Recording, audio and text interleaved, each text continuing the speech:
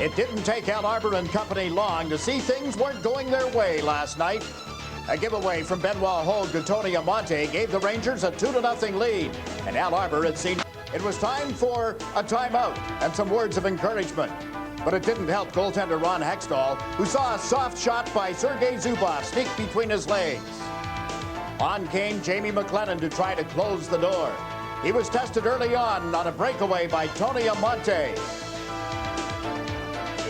That would set the stage for Marty McGuinness to cut into the lead. Derek King scored one goal and then another, and suddenly the game was tied. And Jamie McLennan kept it that way with saves like this one. The reactions on both sides were predictable. Frustration for the Rangers, and joy for Jamie McLennan and the New York Islanders. The best part is, we get to do it all again tonight, up next on Sportschannel.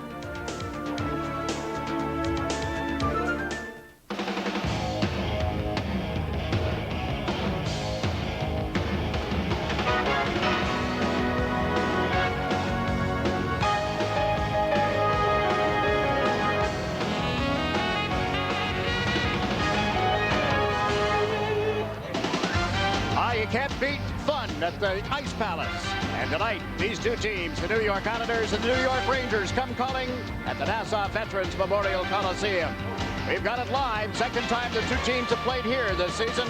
Welcome to our coverage on Sportschannel. I'm Jiggs McDonald with Ed Westfall, along with Stan Fischler, looking at the Ranger roster and seeing that they might get Mike Hartman into the game tonight. I'm wondering if we're going back to what we saw here in November. 122 penalty minutes in that game, and not nearly as many in the two games at Madison Square Garden. Are we in for a slugfest? I hope not, Jiggs. And of course, Joey Kocur is not in the lineup, I understand, talking to Colin Campbell with the assistant coaches, but he's able to stir things up pretty good, so he's not in the lineup. Hartman is. We'll only wait and see. I think the way the game goes dictates whether or not these guys start to mix it up with each. If the game level is up there high, where the speed is in, and all of the good players are playing at their best, it kind of precludes that kind of act going on in a hockey game. Pick it up the way the third period and the overtime was last night, and everybody will be happy, players, fans alike. Here's the way the New York Rangers story unfolds for tonight. They'd like to get rid of this 12-0-3 situation at the Coliseum. 15 trips here without a victory. Only Brian Leetch played for the Rangers in that game. Glenn Healy was in the nets for the Islanders that night, and Mick Vukota is the only Islander left from that date back in November, or October, excuse me, of 1989. The confidence factor after leading 3-0 last night and settling for a 3-3 tie. How do the Rangers react? They don't have the best road record in the league. Not even in the division. New Jersey has that. Boston, Toronto, and Detroit have better road records than the Rangers.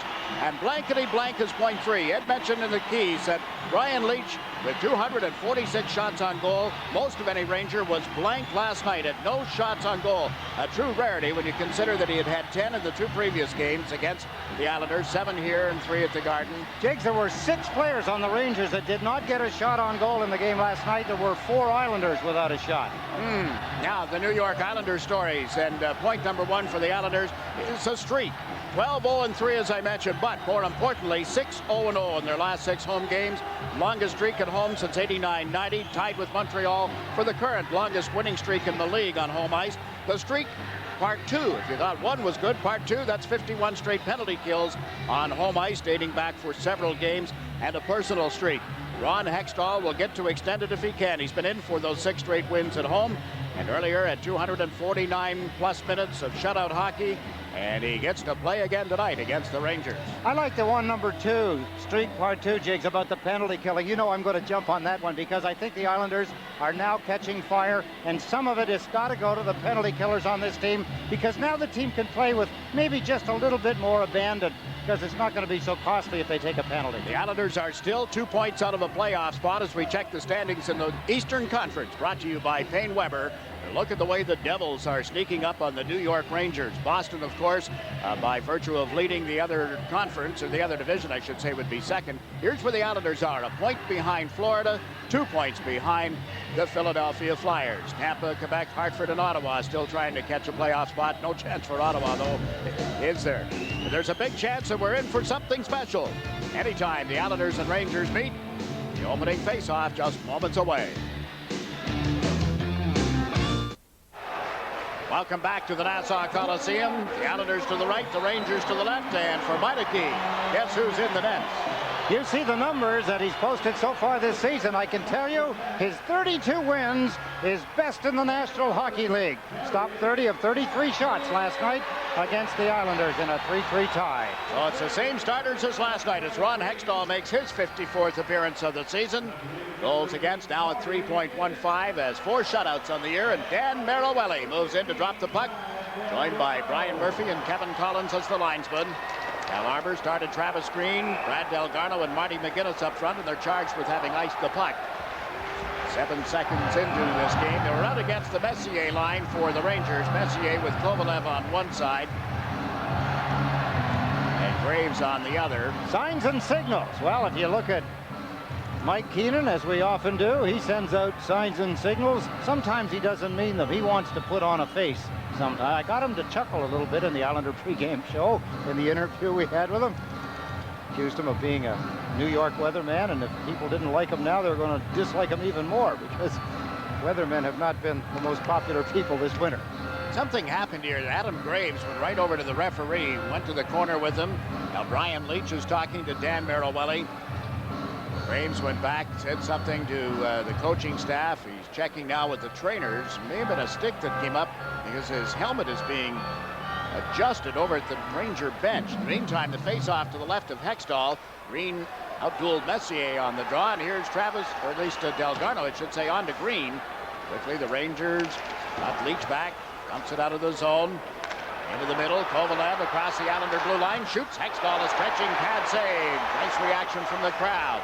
And the Rangers give it away. Then a takedown on Green as he was headed for a loose puck. And the first power play of the night will go to the New York Islanders.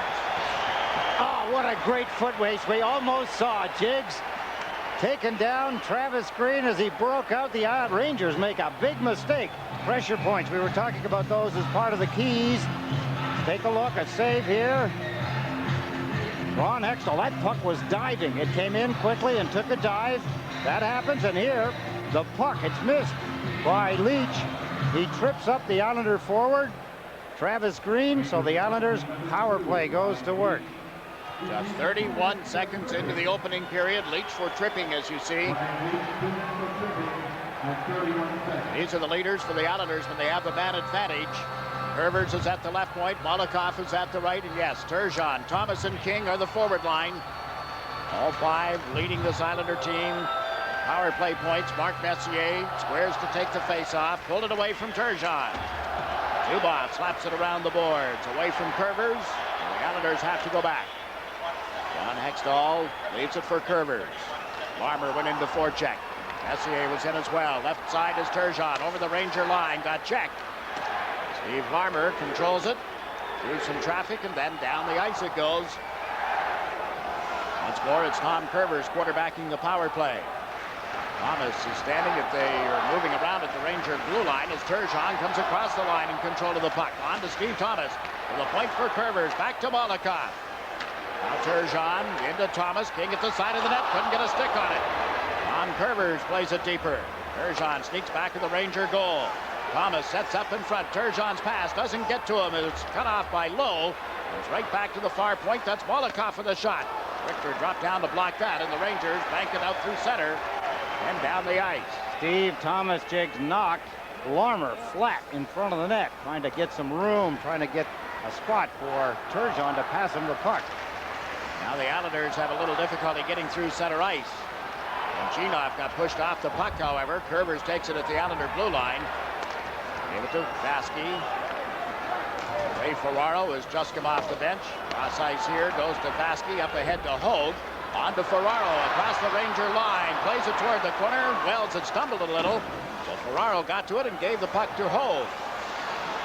In front to Flatley. Back to the blue line for LeChance. To Vasky. Vasky fires one that missed. Here's Flatley. Centers in front off Ferraro's stick. The Rangers gain control and clear the zone. 15 seconds left in Leach's tripping penalty. One shot with the man advantage. Hextall is shot at the length of the ice. He tried to pass into center ice. Nobody came back in time to get it. As a result of going the length here, an icing call. And only 7 seconds left in the power play. Think back to the shot that Kovalev had. Really, the only shot so far for the Rangers. The Islanders have had one, and that came on the power play. Hextall and Scott Lachance talking something over. But I was amazed when you saw the replay. You could see that the puck had dropped. It dropped a good 12, 14 inches. He got that much on it. I always think back to the first player I ever saw that could actually make the puck drop that had a lot of speed on it. My shots would drop just because gravity overtook them. But Andy Bastate used to deliberately shoot the puck. Stan Mikita as well. Some of the names from the past that used to deliberately shoot the puck and make it drop. Somehow they'd start the puck out so that the leading edge was flat, and then as it gained speed, it started to catch more air, and it would dive down. How do you do that? A lot of practice, I think, and a lot of speed. It takes the aerodynamics have to have enough air rushing over that puck to force it to go down. Now the penalty has expired as the Islanders dump the puck into the Rangers zone. Delgarno went in after it. Evan Lowe got thumped solidly by Delgarno. There's Lachance taking a hit as he put it back in the net. Delgarno trying to get away from Lowe. Lowe takes Delgarno to the boards. McGinnis knocked it loose, but the puck went right to Messier. Then to Amante. Streaks across the line. Looks to Messier. The pass was out of his reach. Ranger captain puts it in front. McGinnis tipped it right back to Hextall, who's covered. There'll be a face-off in the Islander end of the ice. We're early in the first period as we check in with the Model scoreboard.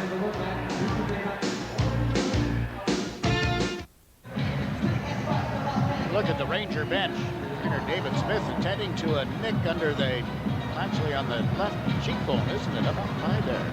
Almost looks like a rash, like it was a burn, like, you know, you'd get with a sweater or an elbow or something going across the skin, tearing at it there. 107 NHL, 23 goals, excuse me, 228 games, and a big new contract somewhere in the neighborhood of $14 million. Good for him. I wonder if that goes back to the opening situation here tonight when he went right to referee Dan Marawelli, and back to the bench, and attended to by trainer David Smith. The Islanders set up at the Ranger line. Pilon shot didn't sneak through the crowd in front, and here's Steve Larmer. Ferraro whacking at Bookeboom in front of the net as the puck went out to Kyprios into the center ice area. Curvers to Flatley off his stick. Bookeboom back in deep for the Rangers. Flatley went into forecheck. Brian Leach is met solidly by Ferraro. Now Bookeboom drags it outside the blue line. Larmer, who dumps it in, and Hextall takes over back of the Islander net. Trying to play it around the boards. Instead, it hit Tikkanen. Now Flatley over on the right side sets up Ferraro. The pass on to Hogue. Ferraro trying to get to the front of the net. Puck knocked away. Ferraro unable to center to anybody in a white uniform. Now Flatley comes in. Dennis Vaske jumps in from the blue line. Covering for him is Molotov. Weak little pass is picked off. Out come the Rangers. Kyprios with a feed that goes off Vaske. Off the glass as well. Dennis Vaske up to Ferraro. And the Rangers have to chase the puck. We play just over 4 minutes of the opening period, waiting for the first goal of the game. Jay Wells. Partner down the right side. Big snapshot from the point. Turned aside by Hextall. Thomas took the man. Nemchinov got to the puck and shot it high. Ends up in the seats. 4.5 minutes into this opening period, day in and day out, at home or on the road, you can always count on the great taste of Bud Light. It won't fill you up and never lets you down, so make it a Bud Light. A couple of things the Islanders have gotten by in this hockey game so far. The first hard shot, you'll remember it was off the stick, the one that was diving low by Kovalev. Then, of course, Gardner off the right wing side a moment ago. And right behind him, Nemchinov taking a shot that glanced on up into the seats. The shot by Gardner opened to scoring in the game last night. Well, I didn't get a chance to ask Hextall about it. I have a pretty good idea what he would have thought about it. Just soon not talk about it. Let it go as a bad goal. The Islander outlet into the middle, missed everybody, and will be brought back for a face-off. That's an icing call. There's one more game between these two teams on the season. As we look ahead to Sunday, April 10th, afternoon game here at the Nassau Coliseum. Al Arbor, the Islanders hosting the New York Rangers. That game is scheduled for ABC TV. One of the several down the stretch the last 3 Sundays of the regular season. Then, of course, ABC, the NHL, in cooperation with ESPN, will be bringing you the first 3 Sundays in the playoffs. Also, but One game that we do know is scheduled for this region will be the Islanders and the Rangers Sunday the 10th. Well, now we're hearing that it may not be a definite. Well, stay tuned. We do know that they will play on Sunday, April 10th. Be here. Travis Green just stole the puck from Kovalev. McGinnis comes to center ice. Kasparaitis trailing. McGinnis to Kasparaitis. Shoots up high over the crossbar. Going back to the net is Green. Travis Green feeds the blue line. This is Kasparaitis. Centers blocked by Richter on a nice tip by the Islanders to begin with. Then McGinnis has taken off his skates. They allowed to continue. Back for the puck goes Scott LeChance. Up off the boards and out of the zone for McGinnis. On to Delgarno. Green trailing. Picks up the puck. Fakes the shot. Drops it back. McGinnis hand on it. And then right to Richter, but a slow, weak shot. And now we get some scuffling at the side of the Ranger goal as Travis Green has become a target. 14 minutes, 28 seconds remaining in this first period. Neither team has scored, so it's 0-0 on the Modell scoreboard.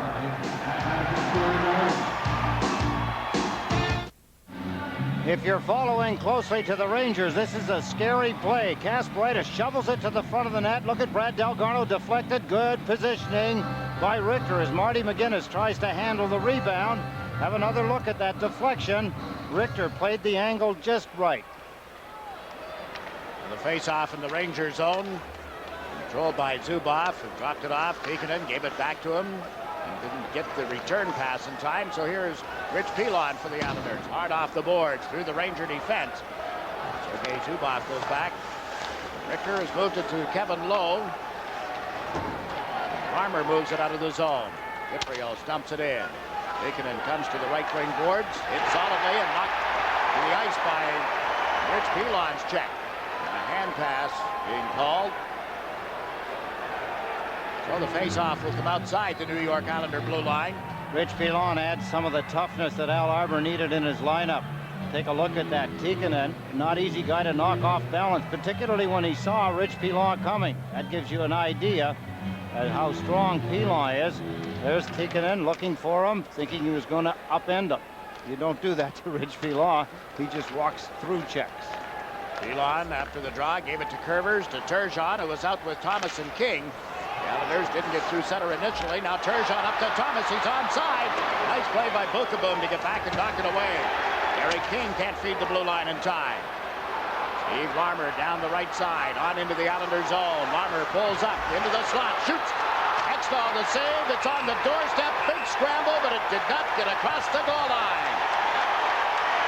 Pushing and shoving now at this end of the ice. Kyprios is in the goal crease. Hextall laying on the ice. I believe the original shot by Larmer hit the goalpost to the left of Hextall.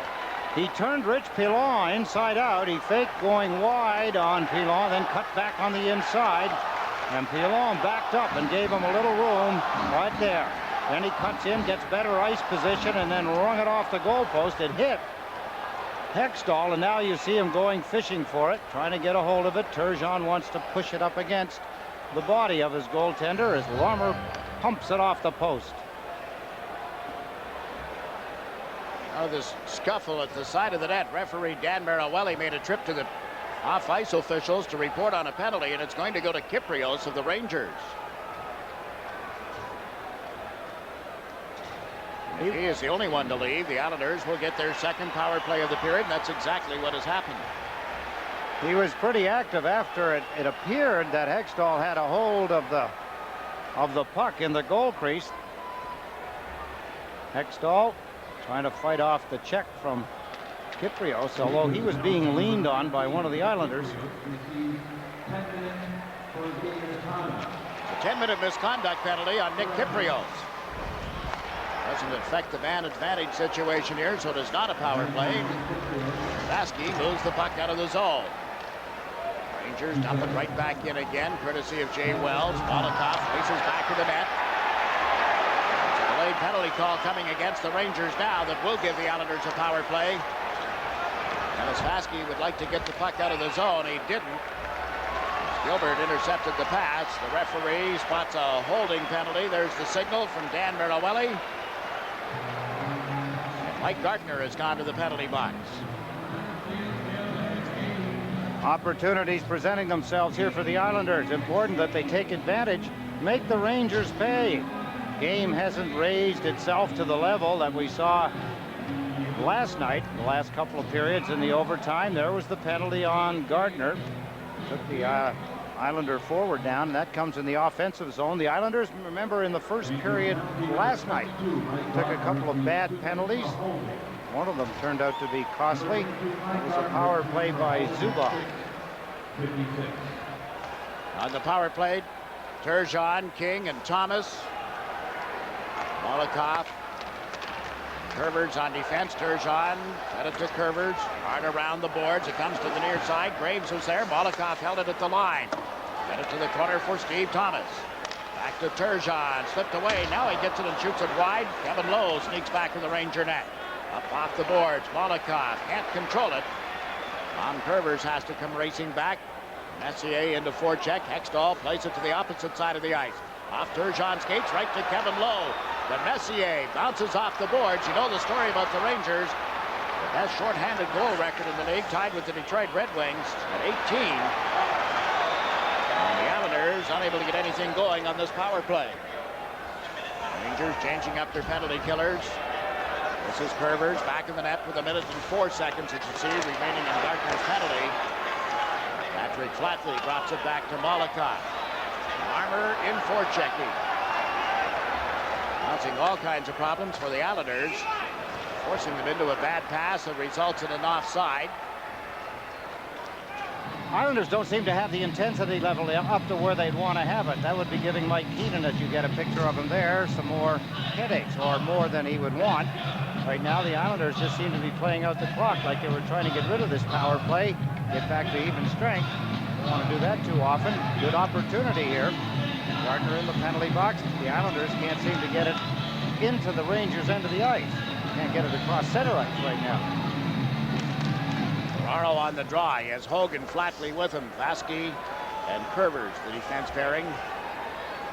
Stikkanen is parked in front of Hextall. Curvers up to Flatley. Dumps it in from center ice. Richter puts it off back of the net. Gave it away to Ferraro. In behind the goal to Hogue. He is met there by Leach. Ferraro can't get a stick on it. Vasky did. Right up to Ferraro to the side of the net. Patrick Flatley sneaks along the boards. Back to Hogue, to Ferraro, to the point for Vasky. Down to Curvers, unloads one. Richter the stop. And while Hogue steps out of the corner, to Curvers, on to Vasky. And as Vasky shoots, up high and wide. And while Hogue works the blue line to Curvers, up the slot with a shot. Richter got enough of that. Vasky sneaks in, but there's Larmer. And they get it to the line where Curvers knocked it down. On to Patrick Flatley. Flatley fires, a change direction. Dennis Vasky plays it in deeper. Back of the net is Hogue. Ferraro had been knocked off balance. The Rangers moving around the boards and out to center ice. Teams at 6 aside again. The Islanders have dumped it into the Ranger zone. Now the New York Rangers get out. Oh, Monte looked up just in time to see Casper Wright is charging right at him. And Delgado plays the puck out of the Islander end of the ice. 1.5 minutes remaining in this opening period. There is no score in the game. Here's Sergei Nemchinov into the Islander zone. Lost the puck. His teammates got to it, then they're checked in front of the net. As Gartner had nowhere to go, and up ice comes McGinnis. On the green to Delgado. Quick shot hit the outside of the net. McGinnis unable to center it cleanly. Delgado got checked by Gartner. And the chance went in and couldn't make contact with the puck, so Zubov moves up. Pass bouncing off Nemchinov. Covered and dumped in here by Lowe. Hextall leaves it behind the goal for Scott Lachance. The tempo beginning to rise. Islanders played it down into the Ranger zone. Quickly the Rangers turn it into the center ice area, but Messier couldn't get a stick on it. Now it's dumped in by Vasky. Islanders regain the blue line. Both teams changing on the fly. Kovalev, a long pass, too far for Messier. Hextall slowed it up a little bit. There's Vladimir Molotov. Travis Green moves it out of the zone. McGinnis gets to it at center ice, over the Ranger line, into the middle, and got checked on the play by Kovalev. Alexei Kovalev dumped it out. Molotov will shoot it back in. Strategies of the two coaches, Jiggs. You can see that Keenan wants to get Messier out without Green. Well, there's a play into the corner of the net. That's Adam Graves. The Islanders cough up the puck for the first time in their own end of the ice, and the New York Rangers into the lower right-hand corner have made it 1-0. He has sneaked a little closer to his 50th goal of the season, as has Adam Graves.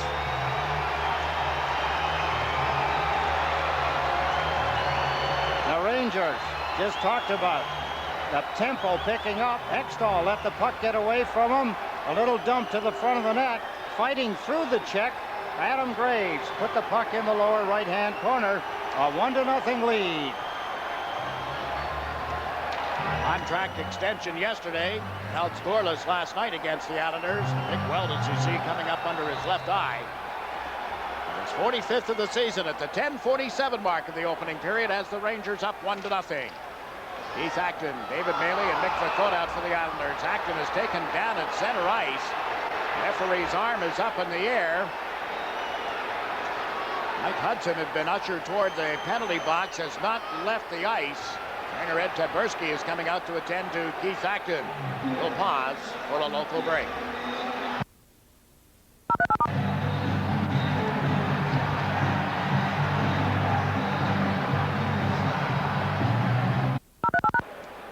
Well, the penalties. Mike Hudson has gone to the dressing room. He's finished for the night. A high sticking penalty that drew blood there from the face-off. Watch, they continue going after each other. Then the stick, boom, right into the face. For some reason, Acton got a penalty as well, a 2-minute penalty, I suppose for, what, roughing or something, and Hudson got 5 in a game. This came on the face-off after Graves had given the Rangers the lead. For the Rangers, the 15th Mike Hudson received 5 minutes for high sticking in a game misconduct. Major penalty for a high sticking in a game misconduct. Hudson. 2 minutes for high sticking. Keith Acton, a minor penalty for a high sticking. Rangers penalty number 15, Hudson, 5 minutes high sticking. Keenan listening to the explanation being delivered by Kevin Lowe, one of his alternate captains. 2 minutes for high sticking and 10:53. Now Mark Messier and Pierre Turgeon on the draw.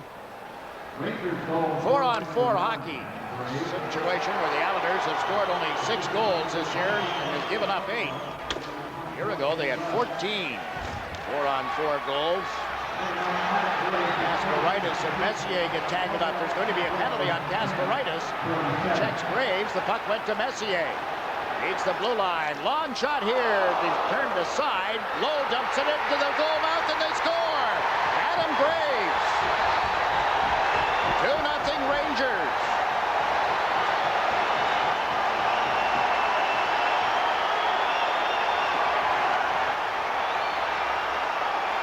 My kind of hockey player, Adam Graves, stays in the hockey game. Some of the players would have been out for a week today. He hasn't missed a shift. Blood still running down his face, and he's got his second goal. There's a penalty. I don't know whether it was for holding or what, but it was going to go to Kasparaitis. Messier with the puck. There's the pass, the shot, and it was from there. Hextall down on the ice, couldn't get up in time to recover, and Graves has made it 2-0. The goals 34 seconds apart. Graves scored at 10:47 and now again at 11:21, so it's 2-0 Rangers. Al Arbor has called for a 30-second timeout, 1 per game, and he'll take it here. Last night at the Garden when the Rangers got up 2-0 on those 2 goals, 19 seconds apart, Al Arbor chose to take the timeout there. You can pretty much judge for yourself what he's saying. He's just telling them to slow things down, get the pace, take command of the hockey game. You were just mentioning, Jiggs, about the pace of the game picking up, and the Islanders were the reason. They were starting to skate better. They were starting to move the puck better. They were starting to create some threats into the offensive zone. Not a lot of shots on goal, but just after that, the Rangers stole a loose puck, pumped it in, things broke down. Then the Islanders start running around in their own end of the ice. He wants them to stop that, so he takes the timeout to do it. His first 217 games in the league, he had 23 goals. 229 games of the Rangers, what a pace. 108 goals now. Lowe and Zuboff assisted on the second goal after Kovalev and Wells had assisted on the first. So it is 2-0. The Rangers leading the Islanders here at the Nassau Coliseum. Is this the night that the Rangers get rid of that 15-game trip out here, 15 games I should say, without going home with a win? A chance to Kasparaitis, back to Green. Continue at 4 aside. Gartner came back to check Green. Leach on to Gartner. And Gartner carries it into the center ice zone. Played it away from Ferraro. Elon takes Gartner to the boards. Ferraro with the puck on to Kasparaitis. As Kasparaitis dropped it off. Ferraro steps over the line. Stepped into one and scores!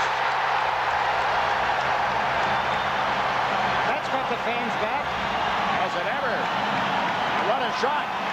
Both to these fans, and I think to Mike Richter, you don't expect to see Ray Ferraro shoot from there. You're absolutely correct, Jake. And we'll just keep talking because Ray Ferraro, he must have been mad. Kasparaitis left the puck from him. He had some steam coming through the center ice area. Watch the water bottle. Boom! Ray Ferraro, come on, from 60 feet. Booming slap shot. Looked like Bobby Hull. What a drive, and Ray Ferraro has got his team back in. He's got the fans back in. Goals coming in a flurry here. 1 minute and 41 seconds. We've had 3, 2 by the Rangers. Timeout worked a little better tonight than it did last night, huh? More rest, maybe. They had a longer one. 2-1, the Rangers leading as Dennis Vaske comes over the Ranger blue line. Slips across to the left side, held it, then centered, and it hit Kevin Lowe's stick. And Ho kicks it to the corner. Morrow able to take it out of there, and Sergei Zubov moves it on to Tikkanen. Tikkanen into the Islanders zone was met by Vaske. Ho cross to Rich Pilon.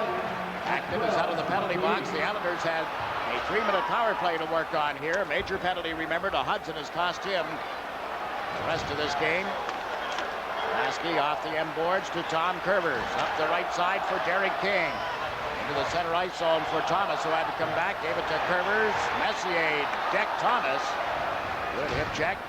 Tom Kurvers dumps it in from center ice. Darius Kasparaitis had the only assist on that goal by Ray Ferraro a moment ago. All 4 Islanders over on that side. Kurvers the only one moving around on this near side. Thomas back to Turgeon. Now Messier. Turgeon sets up in the corner. Played it to Thomas. Able to center to King. Now Turgeon has it. There Turgeon chased by Leach. Gave it to Molotov. Into Thomas. Held it back to the front of the net, and Kurvers couldn't handle it. Messier clears the zone. 2 minutes remaining in the man advantage. Quickly Hextall to Kurvers. Up to Thomas. The left wing boards. Derek King moves it in toward the corner, but the Rangers are back. That's Wells going to the far side. Then a long cross ice pass found its way to Messier.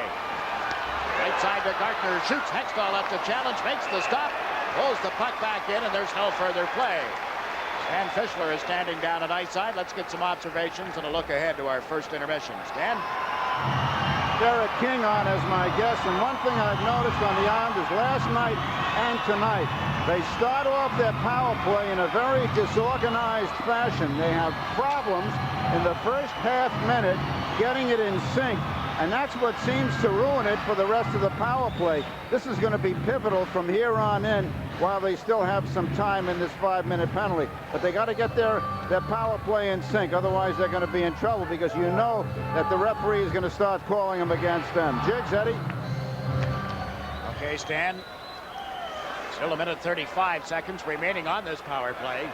Molotov gave the puck to Dennis Vaske, up to Ferraro, off his stick. Wells laid it away from Flatley. Gartner nudged it outside the Ranger blue line, and here's Vladimir Molotov backing up with it.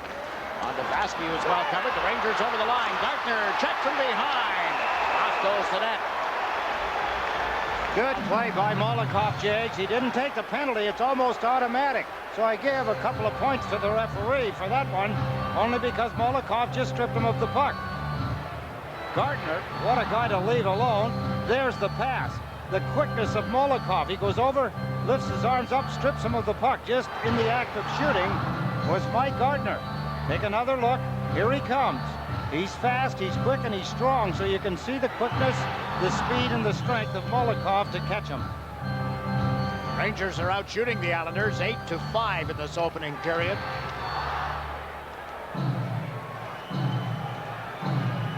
Turgeon ready to take the face-off against Nemchinov. Gardner is on the right side. The Islanders with King, Thomas, Turgeon up front.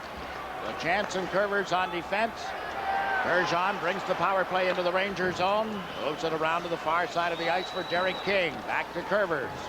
Curvers backhanded it up in the air. It hit Nemchinov. Nemchinov tied up Curvers. Turning with it and starting to the left side is Derek King. Dumped it in.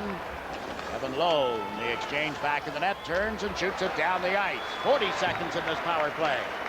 Islanders just can't get anything going on the power play. They have nobody that seems to take over. When Molokov grabs the puck and takes it up the ice, all the way up the ice, then they seem to be more successful. They get a chance to set up and use the power play in the offensive zone.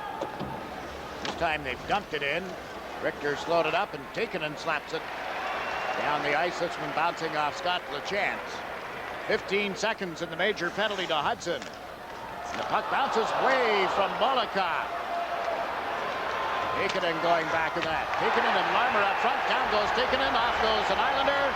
Molokov throws his arms up in the air. Can't believe the penalty. And the Rangers will have a power play coming up. Let's check the Model scoreboard.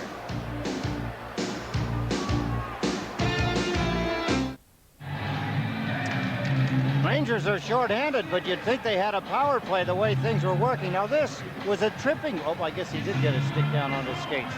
Thought at first he just caught him up around the elbows, but it's a tripping penalty. Rangers with the first power play.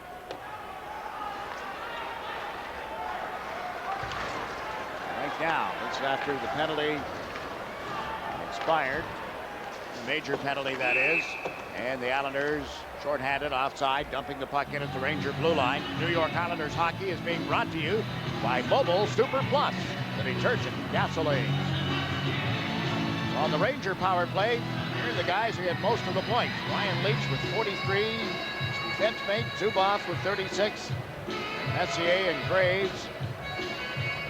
Interesting, Jiggs. Messier, or I should say Graves, only 7 assists. He has 18 goals, 18 of his 46 goals on the power play, and only 7 assists. You know, his 46 goals are split evenly, 23 at home, 23 on the road, including the 2 he got here tonight in the opening period. Yeah, he doesn't stay in his suitcase when he goes on the road. No. Sergei Zubov, stick handling into center ice, got away from Acton. The puck to Messier, down behind the net. Gardner feeds it back toward Messier. The blue line for Zubov, who had to reach for it. Backs up to the point centers. There's a drive that hit LeChance. Gardner, they got it underway. Messier. Waves, marked in front of the net. Goes back to Zubov. Far side to Gardner. To Zubov. Messier. Messier held it, fed the side of the net. Graves missed the target. Zubov holds it at the left point. In deeper to Mike Gardner. Down behind the net. Graves chases it. Messier comes from that side as well. Adam Graves knocked it down. Mark Messier trying to get it to Zubov. Keith Acton moved up and cleared the zone for the Islanders. Experience will do that for you, and Keith Acton has a lot of it. Now the Rangers are into the zone. Gardner gets chased back in the net by Vasky. Comes out looking for the point man. Found him. That's Leach. Gardner. Vasky goes right to him. Knocks him down. Marty McGinnis and Graves go to the corner. Here's Kasparaitis. Messier slammed into him. There'll be a penalty against the Ranger captain. Vasky moves it on. McGinnis over the line. Up comes Vasky. There's the shot. Turned aside by Richter. And the penalty call will be for elbowing on Mark Messier. What a great opportunity for Dennis Vasky. Marty McGinnis did everything right. This was on a delayed penalty. There's Kasparaitis. Here comes Messier. Got the elbow up. Kind of put the brakes on a little, too, before he got to him. But with a delayed penalty in progress, Marty McGinnis to Vasky. And the puck rolled up. He chopped at it and blew it wide of the target. He had a lot of net. to put it in, and he'll think about that for a long time. The Islanders with an opportunity to tie the game. There's another look. Just as he went to chop the puck in, it rolled up on its edge. Experienced player would have probably taken the puck, pulled it back a little and wristed it. Never let the puck get away from the stick so that it is affected then by the ice, where it can jump up on you as it did there. Vaske with a chance to tie this game. Going to stay out on the ice with Tom Curvers, Derek King, and Pierre Turgeon up front. It'll be 4-on-4, 20 seconds left in Molikoff's tripping penalty. And the Islanders will go to the power play. Oh, and Tikkanen talking over. There's a Tikkanen, steps in for the face-off against Pierre Turgeon. Puck played to the boards. Lowe steps up. Got checked at his own end of the ice. Here's Turgeon after receiving the feed from King. Turgeon puts it in the slot. That's cleared away. Tom Curvers nudges it toward the corner. Kevin Lowe, after waiting for it, drops it off. Tikkanen with it here. Molikoff steps out of the penalty box as Tikkanen dumps the puck into the Islanders zone. Going in after it is Larmer. Vaske takes him to the boards. Turgeon picks up the loose puck. Thomas, King, and Turgeon start out. 3 Rangers back. Turgeon is across the line, pulls up, looks to make the pass, dumps it into the corner. Steve Thomas gets checked, but King is there. Now to Thomas, back along the boards to Turgeon. To Molikoff, left side to Curvers. Tom Curvers fires, turned aside by Richter. Thomas sets up Turgeon. Looks to Molikoff, holds it, can't draw anybody to him. Gave it to Molikoff. Now he gets it back and shoots it wide. Curvers off the left wing boards, in deep, sets up Molikoff. A shot from the point, skips wide. Turgeon on the right side. Again looks to Molikoff, holds it, now gives it to him. Molikoff, Larmer staying right with him. Molikoff in off the boards to Turgeon, to Thomas. Thomas can't get it to King in front. Now he plays it back along the boards to Molikoff. 37 seconds in the power play. Thomas cross ice to Curvers. Centers, King didn't get a stick on it. This is Steve Thomas.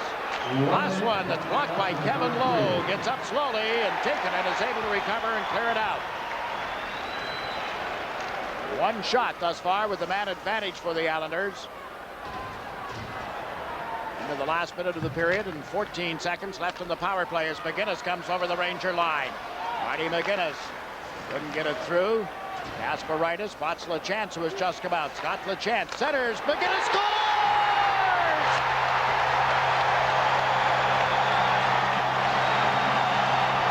Like that, it's brand new. Somehow the Islanders just can't find a way to do it with the extra man. They've got to wait till they get to even strength. I don't think that was a power play goal. Watching Marty McGinnis, he carried the puck across the blue line of the Rangers. Kasparaitis fed it a drink wide. Scott LaChance fed it across the ice to his teammate Marty McGinnis, and he swept it into the net. And McGinnis gives you an idea how important that goal was to he and his Islanders. Ties the game at 2-2. 19:26 will be the time of the goal. I had Messier leaving at 17:29, so it is a power play goal for McGinnis. Rangers setting up at the Islander line. A backhander didn't get through. Now a drive by Kovalev is tipped wide. Final 7 seconds of the period. Messier back to the net. Hard hit with Kasparaitis. Here's Kovalev, short side, can't get it into the goal mouth. Scott LaChance takes the puck as the horn sounds. The fans rising. The Rangers led 2-0. The Islanders come back. It's 2-2 after 20 minutes. Somewhat similar to the way the season's gone for the Islanders, Jiggs. The Islanders really don't get going until they've dug a hole for themselves. They did it last night. They've done it again here in this hockey game, but they got awakened up. They got a wake-up call a little earlier. Isn't this what you thought it would be? Mike Keenan sees his team get off to a 2-0 lead. Al Arbert calls a timeout. And these guys in the white uniforms heading down to the dressing room at the Nassau Coliseum battle back. 2-2 after 20 minutes. Our first intermission following these words.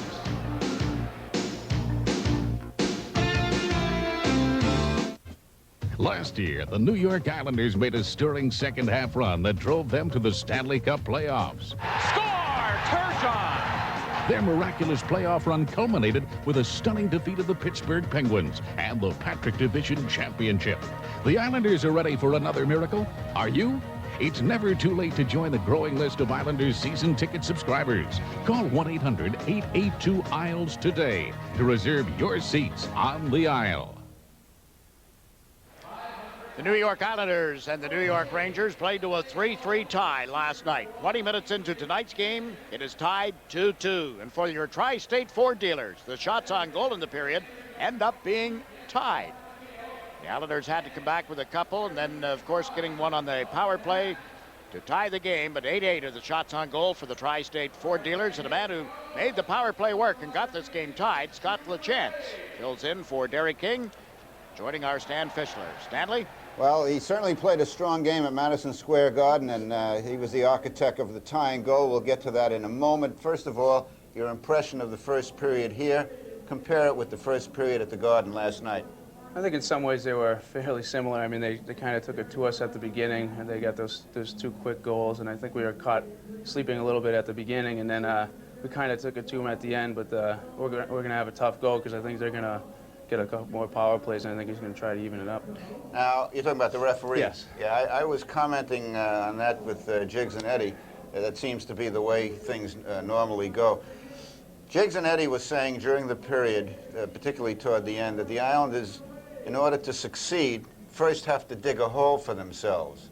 Is that the way you see it? Well, I don't know if it's that bad, that's that drastic, but I think they had to wake us up a little. It was the same thing that happened last night, and I guess the whole season, as you can say it. I mean, it took us a little while. The same thing happened last year. You know, we had to get into it, and then towards the end of the season, we put it together, and that's something we're making ourselves do. We're making it difficult on ourselves. Al Arbor showed a lot of confidence in you last night. If I'm not mistaken, you were playing right down at the end. Weren't you on at the end when the Rangers had the power play? Oh yeah, but it's something where I'm filling in for a great defenseman in Yui Krupp, and it's tough to fill someone's shoes like that. But he did show confidence in you, and that to me is the key. Now, in the first period, the Islanders down by one. The power play was just about ending. Mm-hmm. In fact, I believe it did end. Take me through the goal, how you set it up. Well, it was Casper made a great play, and I came for a change, and Darius saw me coming in, and he shuffled it across the blue line, and I got it, and I saw Nemchitov go to block the shot, and he wasn't in a position where he could take away that pass, and I saw Marty over on the other corner, and I gave him a hard pass, and he made a tremendous shot. It's tough to get a one-timer from that far of a distance, and he did a great job in getting it into the net. Spirited game, appropriate Ranger Island demeanors. You had a few words with Graves, I believe? Oh, no, well, he was a little upset, and I think someone clipped him with a stick, and in the next shift he came out and he gave me somewhat of a flying elbow, and I just came back, and I just told him, you know, it's going to be a tough game, and he did so to me, so it's going to be a tough battle for us. How would you rate the trash talk between the teams? Oh, it's way up there. I mean, it's something where, well, Darius gets into that stuff a little bit more than I do, but I think it's something where you're going to get every large rivalry. Nice to have you again. Thank you. Jiggs, Eddie? All right, Stan. Yeah, it was LaChance setting up McGinnis. The game tied 2-2 as a result of that power play goal late in period number 1. Our intermission continues from the Nassau Coliseum right after these words.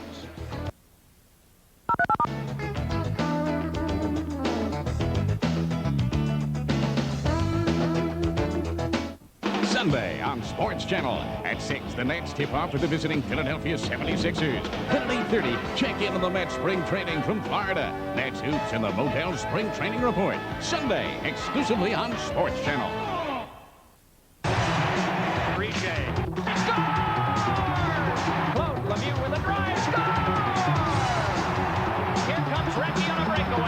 The Devils face off with the Quebec Nordiques live Monday at 7:30 on Sportschannel. Back at the Nassau Veterans Memorial Coliseum in the first intermission, the Islanders and the Rangers are tied 2-2. Rangers up 2-0. Islanders come back to tie late in the period. Now for 9X. Here is our trivia quiz of the opening intermission to see which former Ranger defenseman scored the 1,000th goal in New York Islander history. former Ranger defenseman, obviously playing in an Islander uniform, who scored the Islanders' 1,000th goal ever. That's the question for NYNEX. Think about it. We'll have the answer for you as part of our second intermission tonight. No, not Arnie Brown. We'll be back to the Nassau Coliseum right after this.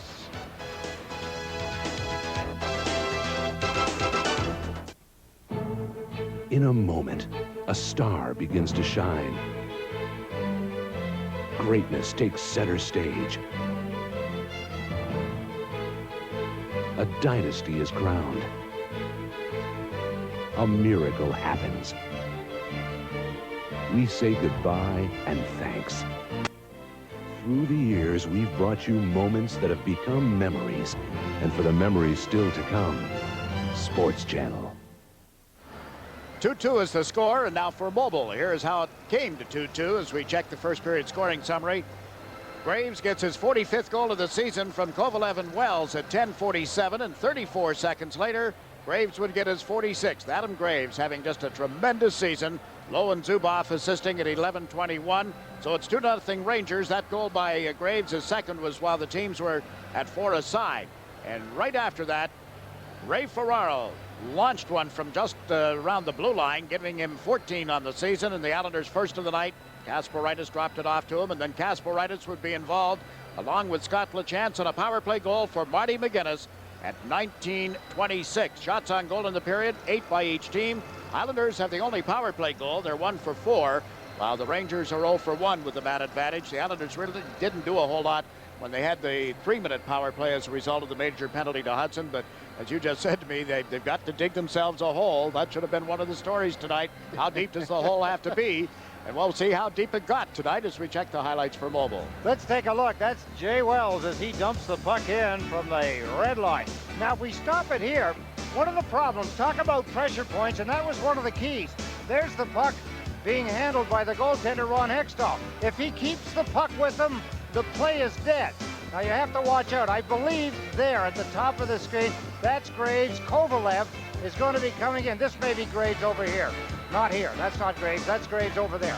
So anyway, let's take a look as the play unfolds. The puck gets away from Ron Hextall. Kovalev dumps it out from the side of the net, and Graves uses his strength and pounds the puck into the lower right-hand corner. Kovalev and Wells assisting. The time of the goal is 10:47, and the Rangers would come right back 34 seconds later. Mark Messier helping things out. There's a delayed penalty in progress on the Islanders, and there's a shot, a hard ripping shot that got by off the backboard, and you can see Graves as he stood his ground. So Graves with 2, giving him 46. But right back come the New York Islanders. Kasparaitis with the puck here. A little drop pass. He knew that Ferraro was coming because Ferraro had yelled to him, and look at this. What a drive by Ray Ferraro. And the Islanders were back in the game along with their fans. Who said he had to be 5 feet in front of the net, huh? And then the power play goal at 19:26. Kasparaitis, yes, Kasparaitis to Scott LeChance, who are both going to figure in on the 20th goal for Marty McGuinness. Islanders thus become the 3rd team in the league to have 5 20-goal scorers, and this game is tied 2-2. Back to the Coliseum right after this. This copyrighted telecast is presented by the authority of the New York Islanders, and it's intended solely for the private, non-commercial use of our audience. Any publication, reproduction, retransmission, or other use of the pictures, descriptions, and accounts of this game without the express written consent of the Islanders and Sportschannel is prohibited. Now the New York Islanders head out on a 4-game road trip, opening Monday night at Winnipeg. And on into Vancouver next Wednesday night, San Jose on Thursday night, and a week from tonight, the Islanders will be in St. Louis. The question, will we see Peter Nedved in the St. Louis Blues uniform by that time? There's a lot of ground to be covered. 4 games on the road next week, Monday, Wednesday, Thursday, and Saturday. But still a lot of action in this game. Mark Messier against Travis Green to open up the period. And the puck loose at the Islander blue line. It seemed to slip away from Kovalev. Stepping up here is Kasparaitis, who's dumped it in. Richter fires it around the boards toward Graves. Guides it out through center, and back goes Brad Delgarno. Delgarno looks up ice. Breaking pass picked off by Leach. Ryan Leach waits, then fires one in deep. Comes off the end boards out to Delgarno. Flips it up ahead for Green. Kovalev came back to check him. Here's Leach. Boom. Ryan Leach. Leach with a long pass that's tipped in the center ice zone and went off a Ranger player, so it's a two-line pass called here.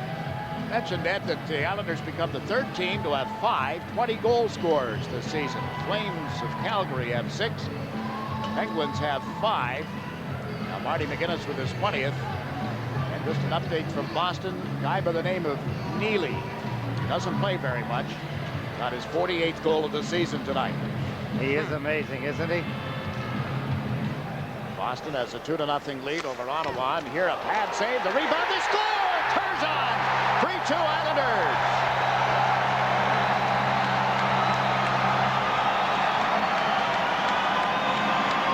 Here Turgeon is just wide tied Dwayne Sutter.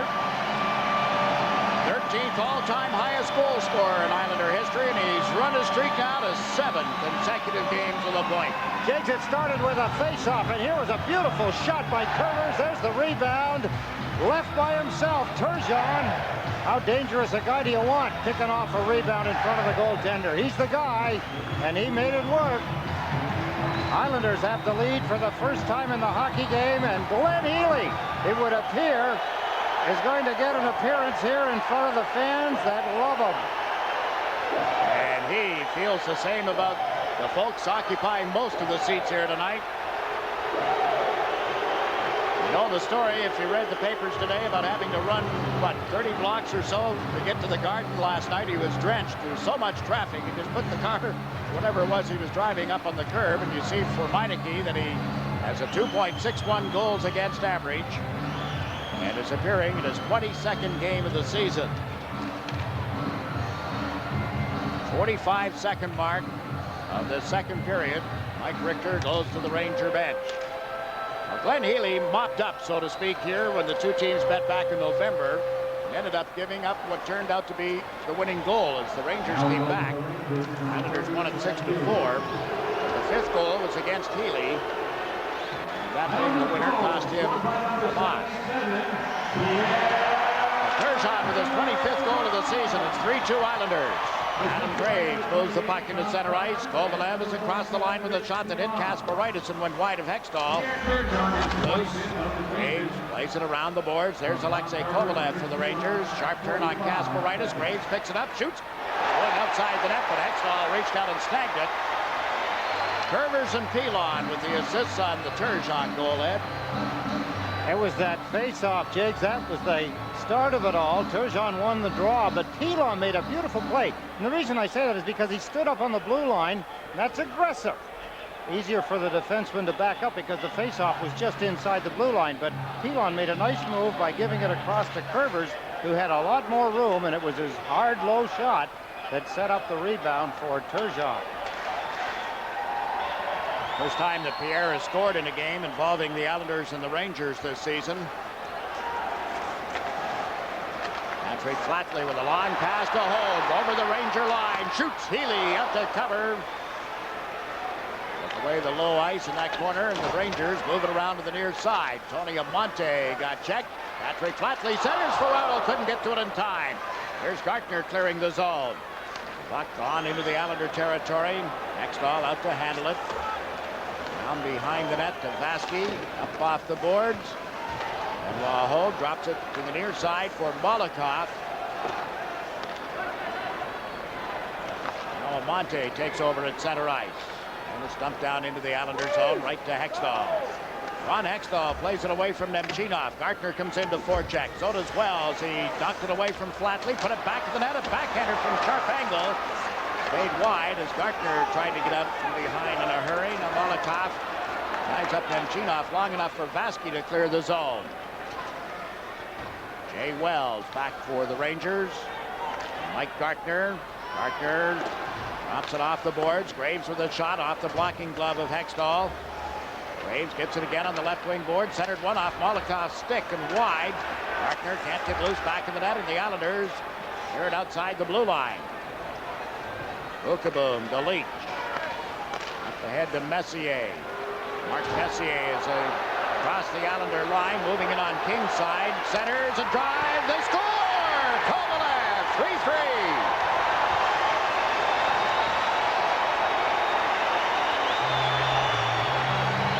Would question the offensive ability of the Rangers, or in this case the Islanders, but you don't leave players like Kovalev wide open. Coming in on the left wing side, Messier in control of the puck. He picked up the puck in the center ice area and went to the open side. Kovalev came down the left wing side. This is Leach. There's the dump pass. He goes from here. This is Messier all the way to there. Goes outside. King goes outside the defense, and then a little dump pass. Nobody picked him up, and it's tied at 3. Kovalev's 11th of the season at the 2:55 mark. Another look at the finish here. Beautiful backhand pass onto the stick. Easy finish for Kovalev. So the Rangers come right back after Turgeon had given the Islanders a lead. 2 minutes and 10 seconds later, it's tied 3-3. Kovalev, Messier, and Graves still out for the Rangers. Delgarno with Green and McGinnis for the Islanders. Kasparaitis just got Messier with the hip check. Ekstall hugging the post to his left, makes the stop there. Kasparaitis got a chunk of Messier again. The Islanders are out of the zone, but Green gets checked at center ice. Delgarno steps up. Kasparaitis and Graves caught one another. Play called. Dan Marawelli goes to the perimeter to watch this. The boys have come to play, haven't they? Breaking the action here, and on the Modell scoreboard, it's a 3-3 tie.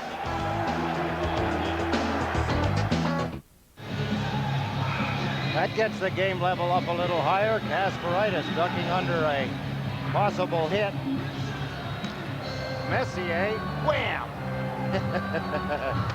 I wonder if Mark Messier had got a penalty for charging if he'd have caught Kasparaitis straight up. Perhaps. Green, Delgarno, and McGinnis for the Islanders. Messier, Kovalev, and Graves for the New York Rangers. They're the two forward lines. Match up tonight. Delgarno took the pass, shoots. Healy the save. And Mark Messier comes away with the rebound. Messier into the Islanders zone. Trying to flip it through to Graves. It didn't go. Then Graves drawn the attention of referee Marawelli. A couple of other players end up on the end boards. Marawelli signaling the right arm up. Here's that he's got somebody going to the penalty box. Maybe more than one player. Kasparaitis has just skated along in front of the New York Ranger bench on his way back to the Islander digs. And it's Mark Messier ticketed for the penalty box. Slashing is the call. Marawelli signaling with a hatchet chop, pointing Messier into the penalty box. So maybe Kasparaitis is getting to Mark Messier. Here's the pair of 11s. There, boom. Oh yeah, Messier snuck in a little slap with the stick. Sneaky Mark. Take another look. Boom. You see him give it? Good call by the referee to catch it. Messier challenged by Scott LaChance and then Brad Delgarno. Messier is hot for slashing at the 3:59 mark. 5th power play of the night for the Islanders. This break in the action ought to be a great time to break for the great taste of Bud Light. Big hit with fans everywhere because it won't fill you up, never lets you down. So make it a Bud Light. On the power play, Turgeon, King, and Thomas as the forwards. Kurvers and Molotov on defense. Ikonen just knocked Turgeon down at the Ranger blue line. In the meantime, Molotov ends up with the puck back of his own net. Up the middle he goes. Over center ice to the Ranger line. Gave it to King. King's pass across was tipped. Steve Thomas can't get to it. Kevin Lowe does. Bounced it away from Kurvers in the center ice zone. 30 seconds has been chewed up in this man advantage. 3-3 is the score as Derek King comes down the left wing. On into the Ranger zone. Played it around Zuboff. Healy cuts it off. Looks to make the play. Got checked. Kevin Lowe is back to help out. And again, the Islanders have to go back. The Islanders again can't get set up, and they're just, no one seems to be taking charge. Now they've got a two-line pass. That was Hextall moving it up quickly, trying to catch the Rangers in a change. But again, when you think of the penalties that Messier took, an elbowing penalty, near the end of the first period. Then he just took a slashing penalty, both of them on Kasparaitis. What a way for a power play to answer back. And that would put Messier, that would quiet him down a little bit if they were to pop one here on the power play. There's a minute and 9 seconds remaining in a slashing penalty. Chinoff, who's on lineup for the draw, he won it, but the puck came outside the line, and Leach plays it cross ice off Greg Gilbert. So left it back in the net for Vaski. And Vaski decides to carry it out of the zone, steps over center and promptly plays it wide of the Ranger net. Hey, just as promptly, near the zone, long skate for Vaski to get back ahead of Nemchinov. Now Scott Lachance gets a stick on it. 40 seconds in the power play. Vaski to Flatley. Over the Ranger line. Drop pass for Ferraro. Check from behind. Good play by Gilbert. And again, the Islanders are forced out of there. That's intensity, Jiggs. When you see players get caught from behind, you're on the power play, you're in the offensive zone, in possession of the puck. Somebody strips it from you. The intensity level isn't high enough. Pass here from Flatley. Gets to Ferraro to Curvers. His shot was blocked by Graves. Adam Graves sneaks down the left wing board. Zubov trailing. Graves off the left side. Shoots. Hextall got a piece of that. The puck went straight up in the air. Controlled here by the Rangers. Zubov is checked by Flatley as the teams are at 6 aside again. Flatley to Hogue across the Ranger line. Gave it to Curvers, who turns. Shoots toward the net. That went wide. Delgarno trying to play it in deeper. Does. Here's Benoit Hogue. Around Messier. Centering pass, however, is tipped by Graves. So Molotov hustles back. Long pass to Ferraro. On to McGinnis. McGinnis driving around the defense. Cuts in. Can't get it by Healy. Ray Ferraro feeds the blue line. Kasparaitis with a shot. Alone in front is McGinnis. Turn, shoots, missed the net. Zubov tips it up ahead to Graves. On to Messier. Quickly, 3 Islanders back, and Molotov poked it away from Messier. Now the Rangers try to come out on the left wing boards. Laid it down into the Islanders zone. Last touch by an Islander, so Hextall has given it to Kasparaitis. Delgarno, they tried to catch the Rangers on a change, and it didn't work. Larmer moves it on into the Islanders zone. Molotov steps in front of Tikkanen. Kasparaitis took Amante into the boards heavily. Larmer gets checked. Here's David Maley for the Islanders. Rangers flying all over the place. Jay Wells gets thumped on the boards by Delgarno. Arpitsov back into his own zone, moved it to center, and Tikkanen dumps it in. It's a 3-3 tie here at the Nassau Coliseum. The Islanders back into their own zone, now clear the puck out. Jay Wells hustles after it. On to Tony Amante. Meantime, Maley scuffling back at the play with Tikkanen deep in the Islanders zone. Kasparaitis and Amante are shoving at one another in the Ranger end of the ice. And the puck is in the neutral zone, and referee Marawelli has seen enough. He's called a couple of penalties. Amante goes to the deck, and there was a full-scale scrap going on right in front of the Ranger penalty box. Jay Wells and Vakota in a deep debate. Kasparaitis and Amante have had their set too, so some penalties to be handed out. The Nassau Coliseum. Here's the update on the Model scoreboard.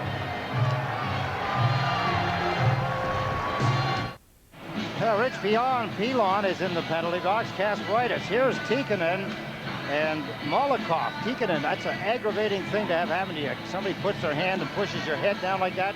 Tikkanen's lucky he went down on the ice, because one way or another he was going to end up there anyway.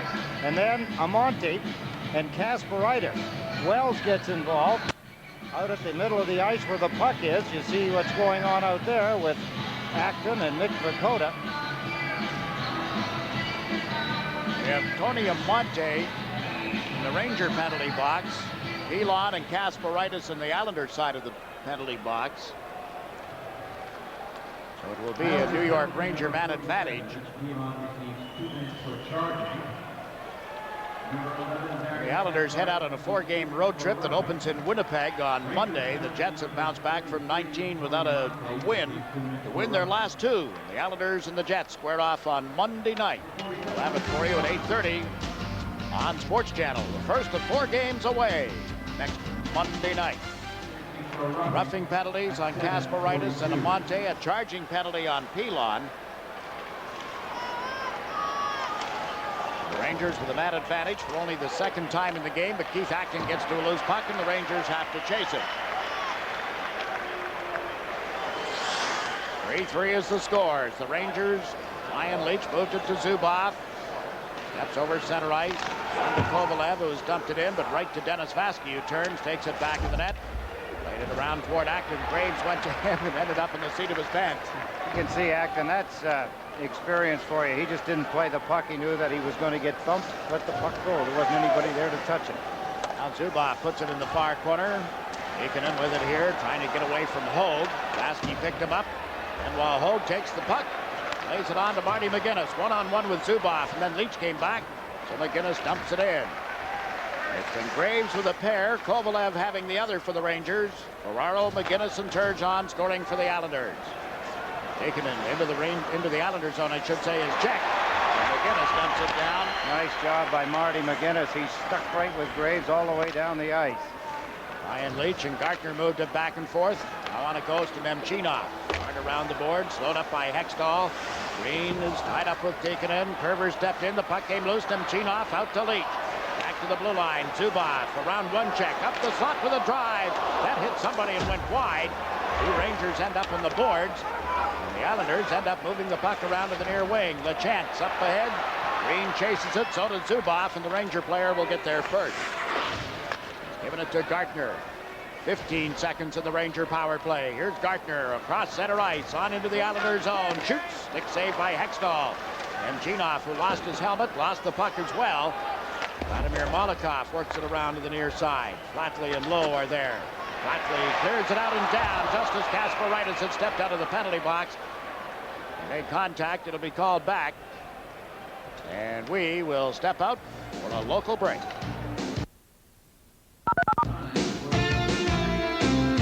3-3 is the score at the Coliseum.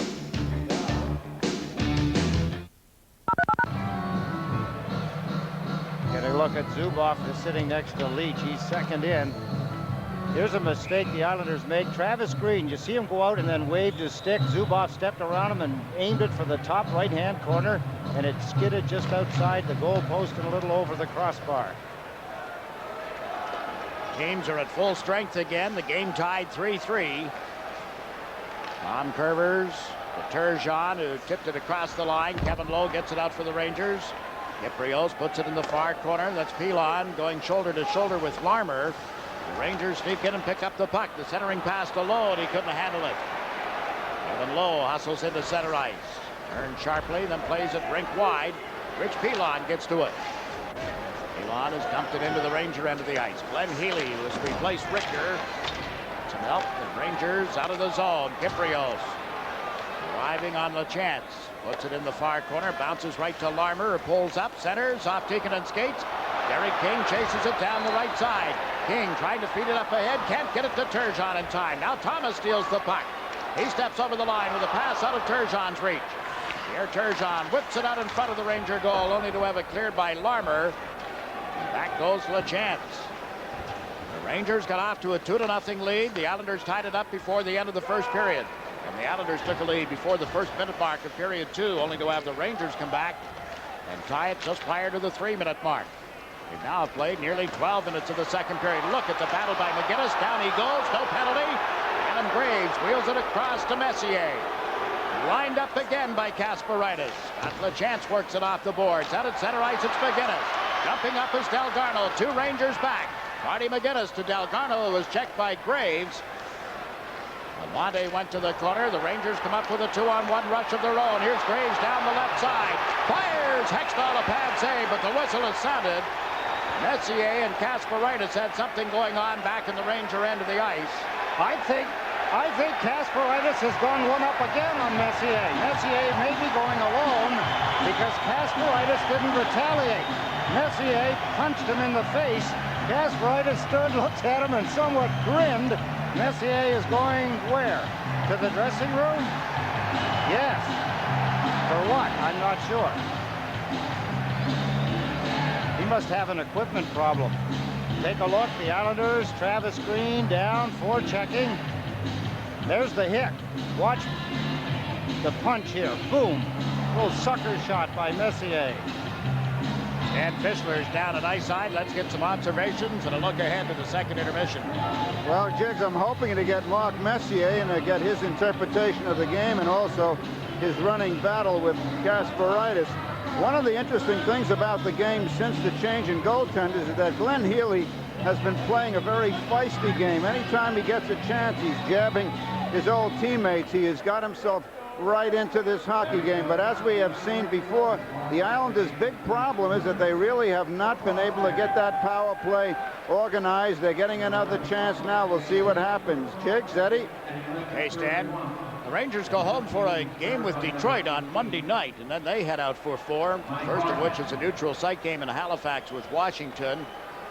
Then they're off to Boston, Pittsburgh, and Miami to play the Florida Panthers on that 4-game trip. The penalty is cross-checking on Messier. Called at the 11:31 mark of the second period. So the Islanders have the man advantage for the 6th time in the game. Flatley brings them to center. On to Ray Ferraro. Flatley moves it back in the net. Here's Hogue centering off the side of the net. Picks it up and scores! Benoit Hogue!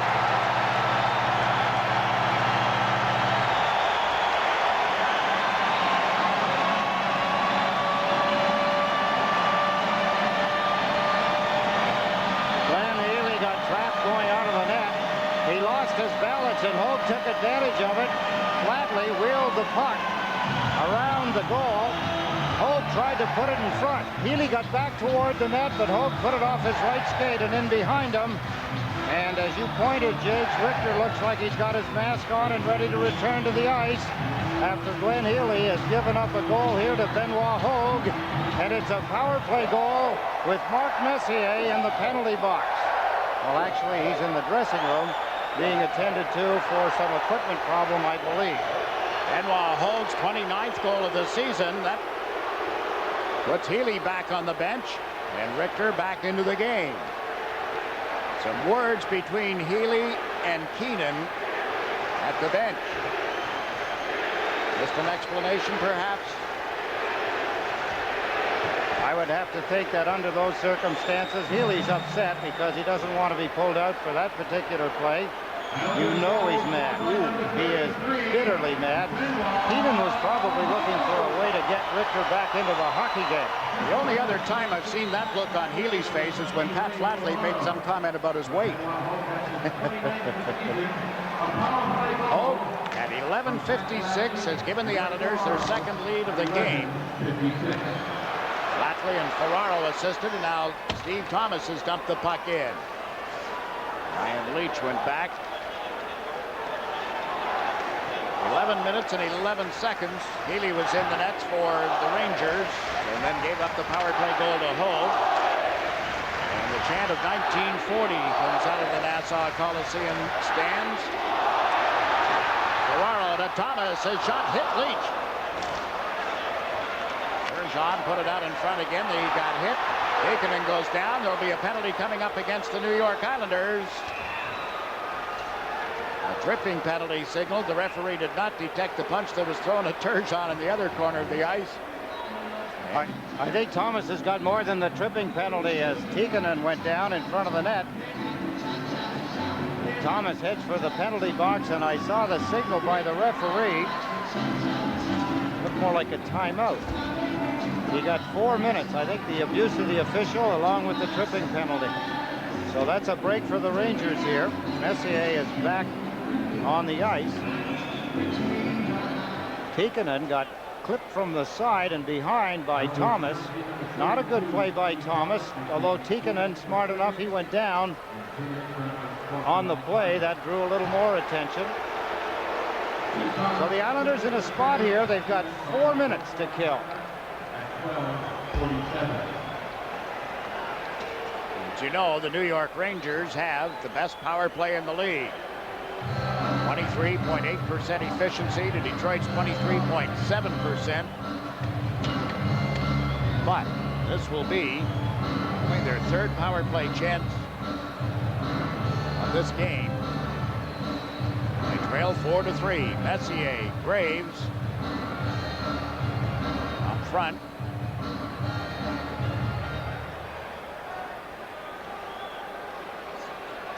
Keith Acton on the draw here with Messier, and the puck went back to Zubov. To Leach. Leach up the slot. Shoots. Hextall the save.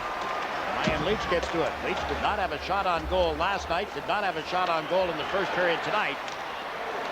The Rangers kept the puck in momentarily. Then Flatley dumps it down the ice after Zubov had shot it at him. Graves is hanging around at the Islander blue line as Messier comes over center. The pass to Greg Gilbert on the left side. Puts it in the far corner. Messier after it. Alvarez right on him. LeChance slaps it off the glass and down the ice.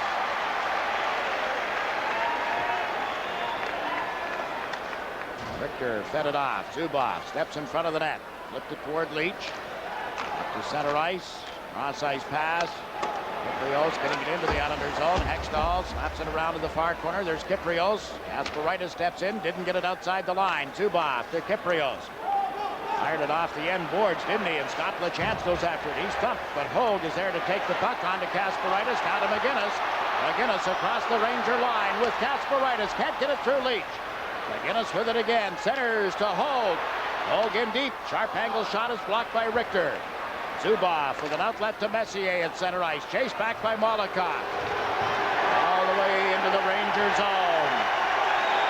Molotov turned away from him, so now Messier starts out. Aim to center, the pass into the skates of Bukaboom, puts the play offside at the Islander blue line. A minute and a half has gone, and the double penalty to Steve Thomas.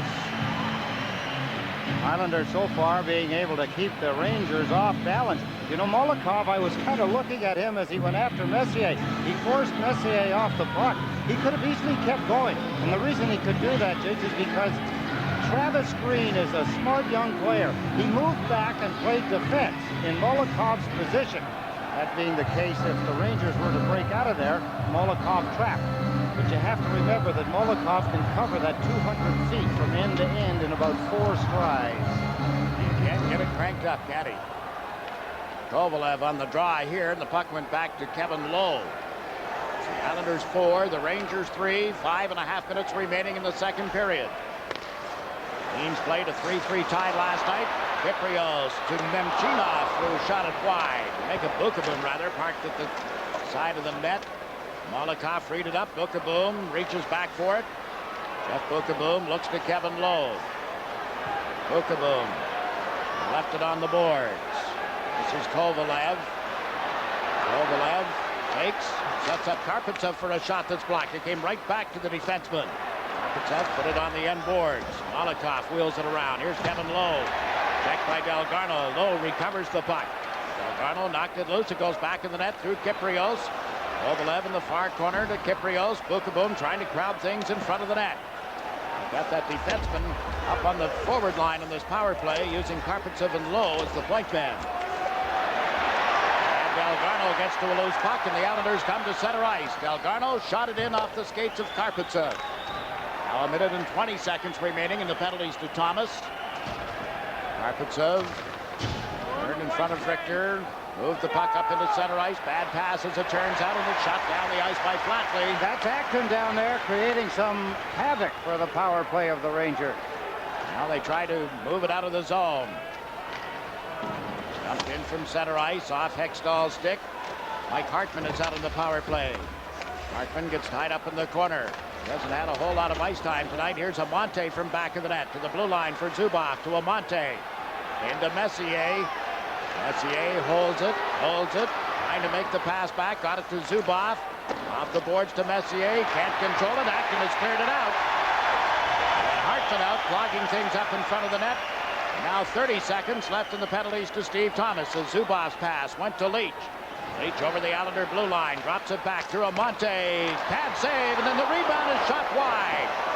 It's right back to Zubov, up the slot with a drive that didn't get through. Zubov reaching, got it outside the blue line as it turns out.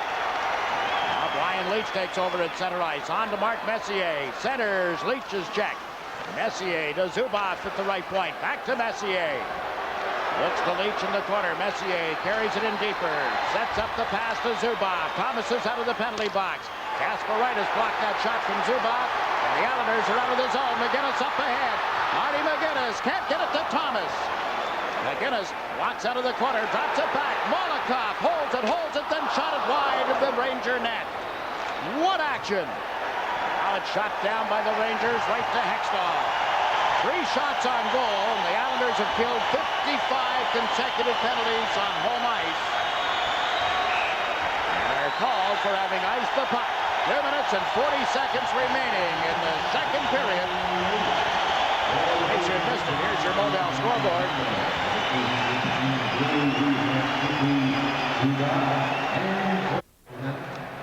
Al Arbor feels a little better, he said today. Almost didn't make the game. Of course, you don't keep him out of the lineup easy. Here's some of the action. There's a quick wrist shot. Good stop by Hextall. Steered the rebound wide. This was near the 4-minute power play that the Rangers received when Steve Thomas took a tripping penalty and an unsportsmanlike conduct penalty. Good stops by Ron Hextall.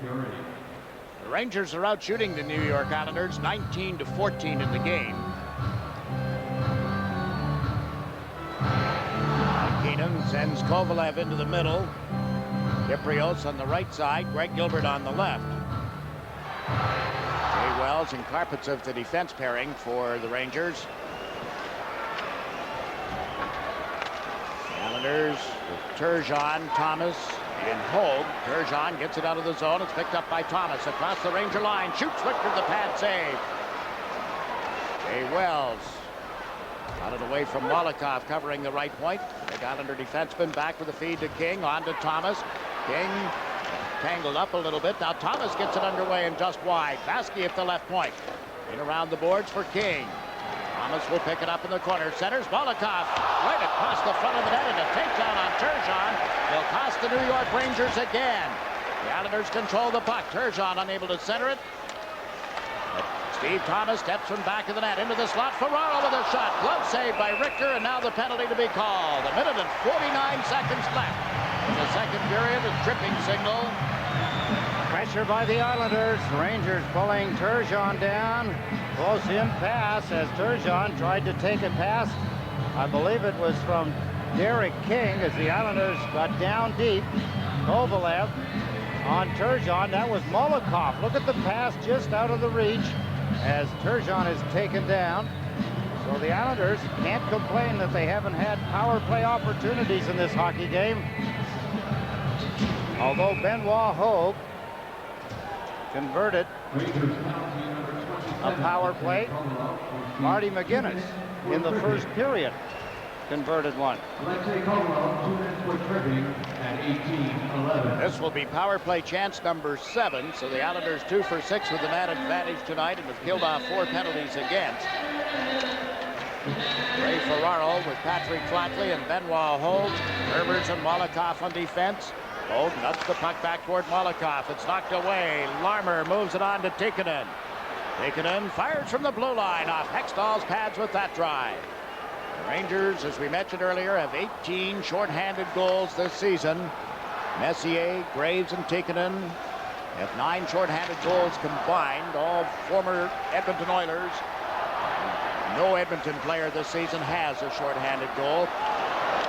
Molotov almost stripped of it there by Gilbert. Got it on to Hogue, to Ferraro. Lost it outside the line, now dumps it in on the delay offside, and the Rangers clear it right back out. On Hextall, plays it off the boards. Greg Gilbert steps up. Dumps it into the Islanders zone. Get it out only to have Zubov probably shoot it right back in. We're at the 19-minute mark of the second period. Islanders 4, Rangers 3. Messier scheduled to join Stan Fischler on our second intermission as the dump in by Curvers comes all the way around the boards. Thomas pinches in, gets to it, into the high slot, fed it off. Turgeon shot is denied by Richter. No further play as he jumped out to cover the puck. Another good stop by Mike Richter from close in. The Islanders trying to go low on him. Him talking it over with Leach. Coming in, nothing to hear or say. Nemchinov. Thomas sprinted away from the boards quickly, held it, and then fed it off. There was the shot. That was Turgeon that moved up, I believe. There's the pass. There's the quick shot. Good stop by Richter as he moved quickly to his right. 41 seconds left in the period. The referee, Dan Marawelli, is over at the Islander bench talking with Al Arbor as you look at Mike Richter. Now the referee comes back. You see him skating out of your picture here. Parks at the side of the Ranger net. As the linesman, Ryan Murphy, put the puck in play. And immediately the Rangers get it out of there. Ron Kerber sets up back of the net. Kerber's right side to Vasky. Up off the boards. Deep into the Ranger zone. Richter to play it. Held by Vasky, then it bounced away from him and is cleared out and all the way down to Hextall. Kerber's with 26 seconds remaining in this power play. Kovalev in the penalty box for the Rangers. Vasky, after taking the pass, comes to center and dumps it in. Richter blocks it back of the net. Slammed around the boards, but not out. Kerber's into Thomas. The shot blocked as the time comes to an end. Period number 2. It was tied at the end of the first period. Jay Wells, as he skates off, holding his left arm, if he'd heard it. The Islanders outscore the Rangers 2-1 in the second period. One of those goals by Benoit Hogue. Rangers are out shooting the Islanders, but haven't been able to outscore them thus far. Glenn Healy got to play 11 minutes and 11 seconds, gave up a goal. Mike Keenan didn't like it. So Healy, who had replaced Richter, found himself back on the bench. The Islanders find themselves leading the Rangers 4-3 at the end of 2 periods. We'll be back to the Nassau Coliseum after these words.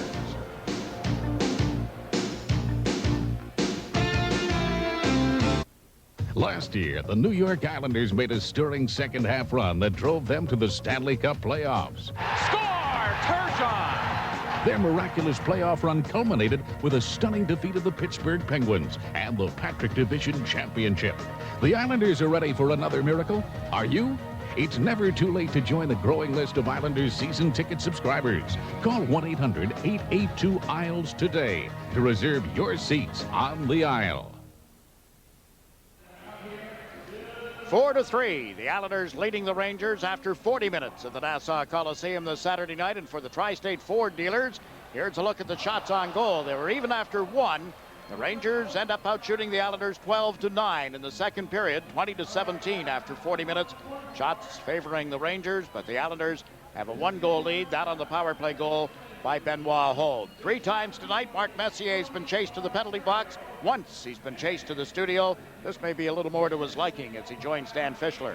Thanks, Jiggs, and here's a little bit of a scoop. Mark Messier in the next Inside Sports magazine, one of the 20 greatest hockey players of all time, and the reason cited is that of the modern players, he comes closest to Gordie Howe, and this is a Gordie Howe and a Mark Messier type of game, hitting top to bottom. Your impressions of the game?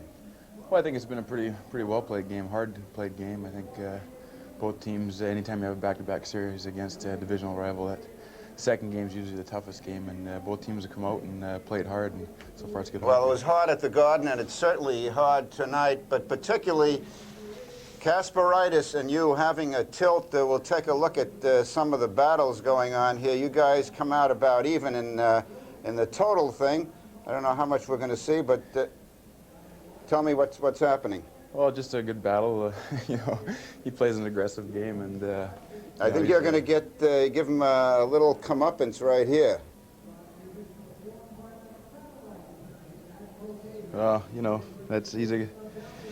he's a good hockey player. Actually, he plays really solid defense for him. He's involved in a lot of the plays out there, and you know, he's the kind of guy you love to have on your team. Well, Kasper last week when they played Philadelphia and he was going with Eric Lindros, he said that he prefers hitting the stars. Well, I think that obviously that's the way he feels. He's involved in the game, and but he's got a long career ahead of him. Let me ask you this. The emotion in a game like this is very hard to control. How does this compare with the great Edmonton-Calgary rivalry of the late 80s? Well, I think the intensity is there certainly from the players and team standpoint. I think the intensity is certainly there from the fans on both sides.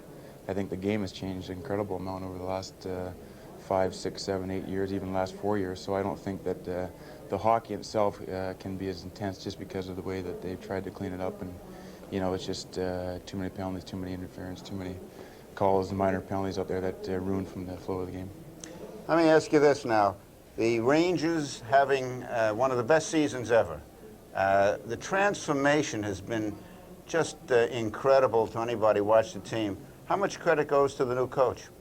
An awful lot of credit goes to Mike, there's no question about it. We also have a different team than we did last year, and we've been healthy. We were healthy 2 years ago. Last year we ran into a string of injuries that we couldn't get healthy. And with the new players that have come in, the addition of Mike Keenan, who's really steered the ship for the entire season, deserves most of the credit. But we have a better hockey club than we did last year. And like I say, with the addition of Mike coming in and really taking charge and putting some confidence in the whole organization has been great. Good to have you. And anybody's in Tampa this summer, this man has the roller hockey team there and the roller hockey international. Thanks again. Thanks. Jiggs? All right, Stan. Yeah, that'd be something to look forward to. Working for Mark Messier. The Rangers and the Islanders working tonight. 4-3. The Islanders leading the Rangers at the Coliseum. Our intermission moves along following these words.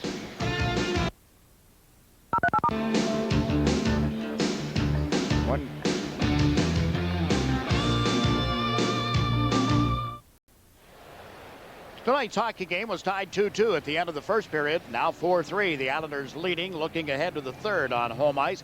Let's look back a little bit on the first intermission tonight for 9X. We posed this trivia quiz question asking which former New York Ranger defenseman had scored the 1,000th New York Islander goal in the history of this Islander franchise.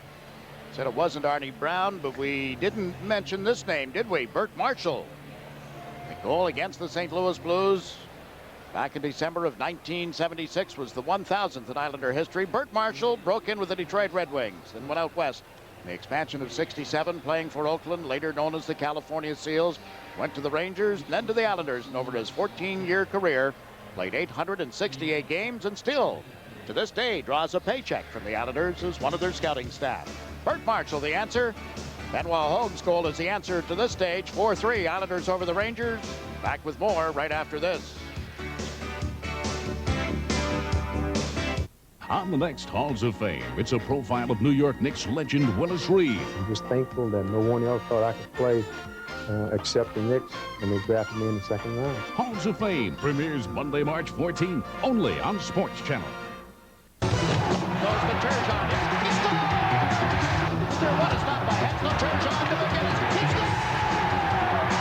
scores! 2-on-1. The Islanders face off with the Winnipeg Jets, live Monday at 8:30 on Sportschannel's New Sport.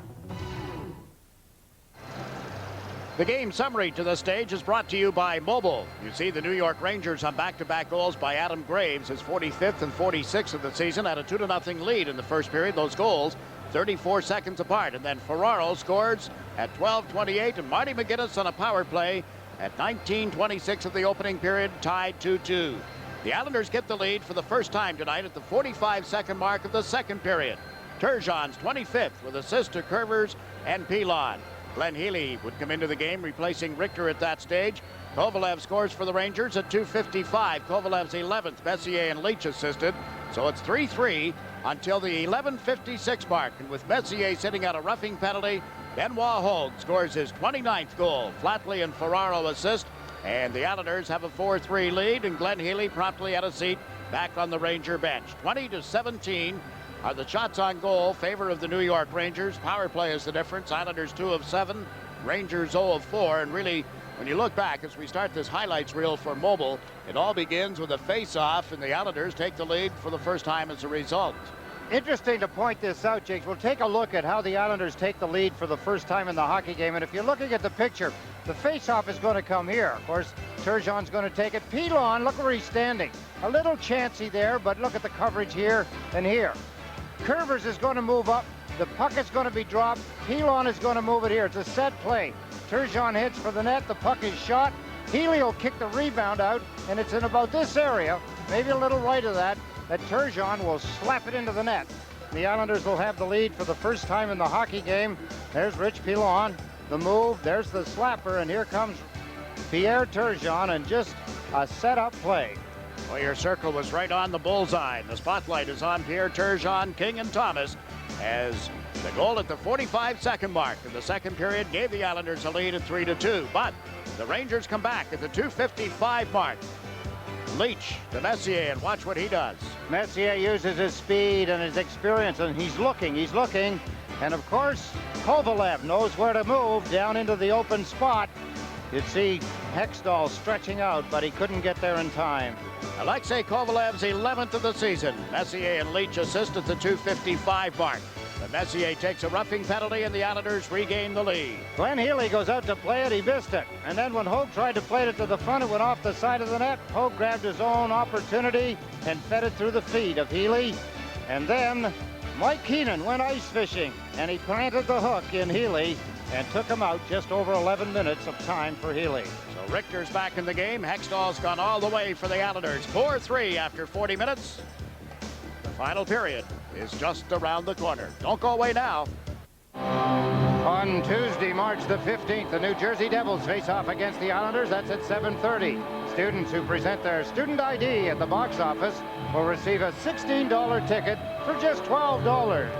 Also, Islander Claude Loisel will sign autographs on the concourse from 8 to 8:30. Tickets are available at the Coliseum box office. Ticketmaster or Ticketmaster charge by phone. Call them at 516-888-9000. That's the Islanders and the Devils, Tuesday, March the 15th at 7:30. Still 11 seconds to serve, and a penalty by Alexei Kovalev at the start of this third period. You look at Brian Leach. Had a shot on goal in that second period. We mentioned he didn't have a shot against the Islanders last night. None in the first period tonight. The Islanders go to the third period leading 4-3. One of 10 teams in the NHL this season who have not lost a home game when they've led after 2 periods. Rangers and Florida are the only 2 teams who have not lost at home or away when they've led after 2 periods. But tonight the Rangers are down. The Islanders are leading 4-3. McGinnis to the left, Green in the middle, and Delgarno on the right. Ryan Leach slaps it down the ice. So that will kill off the balance of the penalty to Kovalev. And Scott LaChance rounds the Islander net, banks it up the boards out toward Travis Green. Teams at 6 aside. McGinnis over the Ranger line. Back to Green. Had to reach for it and got knocked down by Bukaboom. Mark Messier tight on the right wing board. Softly to Kovalev. Into the Islander zone. Kovalev holding on to it. Comes to the boards to recover the puck. Centers it across. There's Messier on the far wing. Into the middle to Leach. His shot didn't get through. Graves turns and shot it right at LaChance, who had gone down in front of Hextall. McGinnis banks it off the boards. Leach out at center, moves it to the right side to Alexei Kovalev. He's overled Messier here. Hextall out to play it, bumped Messier. Steve Thomas got it to the line. The Rangers hold it in. Long shot off Hextall's catching glove and off the glass as well. Kevin Lowe at the left point. Down to Messier, to Kovalev. Kovalev shot it off the skates of Kasparaitis. Hextall poked it away. Here's Kovalev, centers. That's tipped by King, and the puck will come outside the line. Quickly, Lowe goes back now to Zubov. Sergei Zubov to Kevin Lowe. Tikkanen, who has just come out in a player change. The puck knocked down and then banged into the Islander end of the ice. Vladimir Malakhov, Kyprios out in front of Hextall. A 1-2-2 forecheck set up by the Rangers. And Malakhov has just shot at the length of the ice. Richter has to play it. Steve Larmer goes to the left side. Tikkanen in full flight. Big slap shot. Picked up by Hextall. The rebound is there and ends up back of the net. Hextall back in position. Tikkanen tangled up here with Vasky. The puck came back towards Zubov. Reaches in around Turgeon. What a battle for control. Turgeon banging at it. And it's cleared out of there by Thomas. Long shift for this forward line. Now they're going to get a rest and Low. There's the puck up ahead. Tikkanen dumps it in, and the Rangers will make their player change. Coaches don't like players to take that long a shift. 2 minutes at the beginning of a period, Jiggs. The reason for that is that they get too tired in that one shift. It affects them for the rest of the game. Pressure here by the Rangers. A backhander covered by Hextall. 2 minutes and 23 seconds into the third period. On the Modell scoreboard, it's still the Islanders 4, the Rangers 3.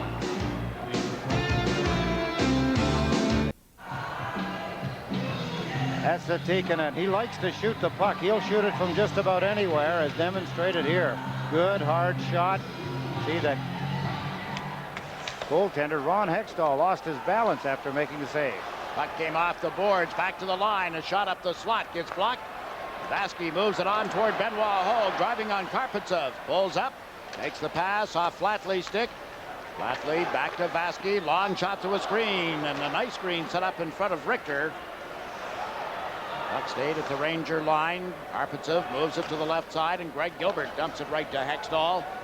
Puts it back to the net. Vasky down the hole. Big collision back of the net between Gartner and Vasky.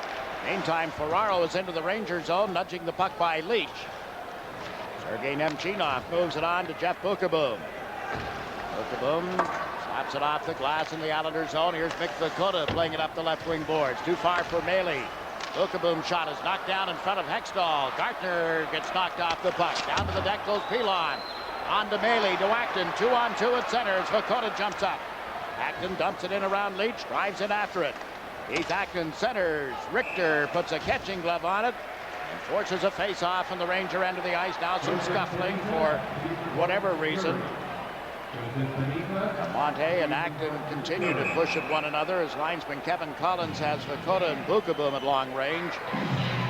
While this goes on, I have a chance to tell you that the game here on March 22nd at the Nassau Coliseum involving the Islanders and the Tampa Bay Lightning will be a very special day.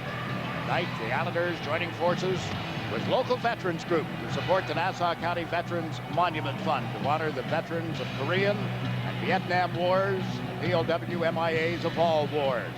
At the request of the Veterans Monument Fund, the Islanders have designated their game on March 22nd to help in the effort to raise $1.3 million to construct 3 memorials at Eisenhower Park. The donation, a portion of the proceeds of that game will go to the Monument Fund. We invite veterans or families, all hockey fans, to attend the game. The fund has the support of 25 area-wide veterans groups, including the American Legion, AMVETS, Veterans of Foreign Wars, Veterans of the Vietnam War, and the Korean War Veterans Association. A portion of every ticket sold for that game, March 22nd, will go to that fund. So we hope you'll be out to support not only the fund, but the Islanders in their drive for a playoff spot. Drive up the slot here is grabbed and held by Ron Hextall. Karpatsev sure stepped into that, didn't he? Good stabbing save by Hextall. He got a lot on it, and I'm not sure whether it deflected off Kerber's stick or not. Kerber's trying to stay in front of Karpatsev. Take a look. Here he is in the middle of the ice. There's the shot. Good stop. Easy pickings for Ron Hextall. Another look at that quick, hard shot, looking for the top right-hand corner. That's Nick Benn. Karpatsev and Wells at the point. Stikkanen to take the draw for the Rangers. Monte is on the right side. Mike Hartman on the left. Turgeon is waved out of the face-off, so Benoit Hogue comes in to take the draw.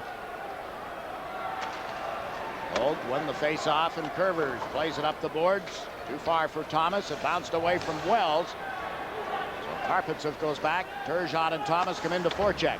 Karpatsev around to Tony Amonte. Cleared it out, but Derek King is back. Now to Turgeon. Couldn't get it into the Ranger zone. Here's Amonte. Checked at center ice by King. Rich Pilon steps over center ice. Plays the puck deep into the Ranger zone, and the Islanders start to change up. It'll be the line of Green, Delgarno, and McGinnis coming out. Kasparaitis is on defense, and Messier is on the ice. Keep an eye on that. Messier went to LaChance. Kasparaitis went to the puck. Up the boards into the center ice zone for Travis Green. Delgarno wide on the right side. Green to Delgarno, and he got checked by Graves. Delgarno was down on the ice. His stick came flying out of his hands. Wasn't a call on the play. The referee was very close. He was down the ice as quickly as the players. Ed Taberski heading out to see what he can do for Brad Delgarno as he sits on his haunches. Said he's all right. You could read his lips as he said to the trainer. Now he looks up at the linesman and the referee saying, my goodness, what's going on here? That Adam Graves is payback time, maybe. I believe that mark under the eye of Adam Graves, you saw it bleeding as he put 2 goals into the Islander net in the first period, was a product of what he felt was something that Brad Delgarno had handed out. There's the stick up into the face. Oh, I see. There's the referee in behind. He didn't quite see it. He must have seen the stick come up. But so far, we haven't seen a signal for a penalty. Boom. sneaky little shot by Adam Graves. New York Islanders hockey is being brought to you by Mobil, an advanced formula, Mobil 1. Either player involved here. Delgarno on Graves in the first period. Now Graves on Delgarno in the third. Draw any penalties. The Islanders dump the puck into the Ranger zone. It got away from Richter. Kovalev has it. Checked back in the net by Patrick Flatley. Flatley centers. Green drives in after the puck. Travis Green dumps it in deeper. McGinnis couldn't get to it. Leach does. Around to Adam Graves. Didn't get a stick on it. Travis Green puts it back in the net. Flatley got pushed to the boards by Kovalev. Big Jeff Bookeboom on the Ranger defense. Moved it to the near side. Kovalev to Messier. Kasparaitis on him again. Here's Flatley. Back to McGinnis. Right side for Scott LeChance. Can't get it to the front of the net. Graves moves it on to Messier. Kasparaitis chases him wide. Messier held it, then fed it off, and the play is offside at the Islander blue line.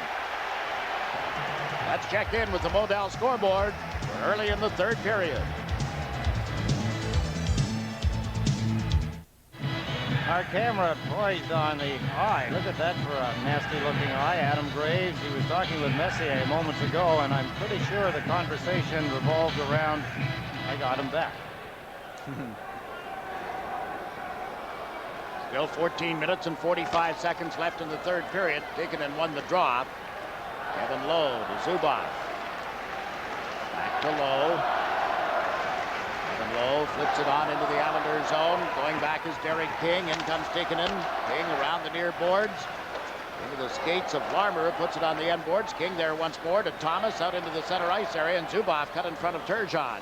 Tikkanen failed to pick it up. Lowe does.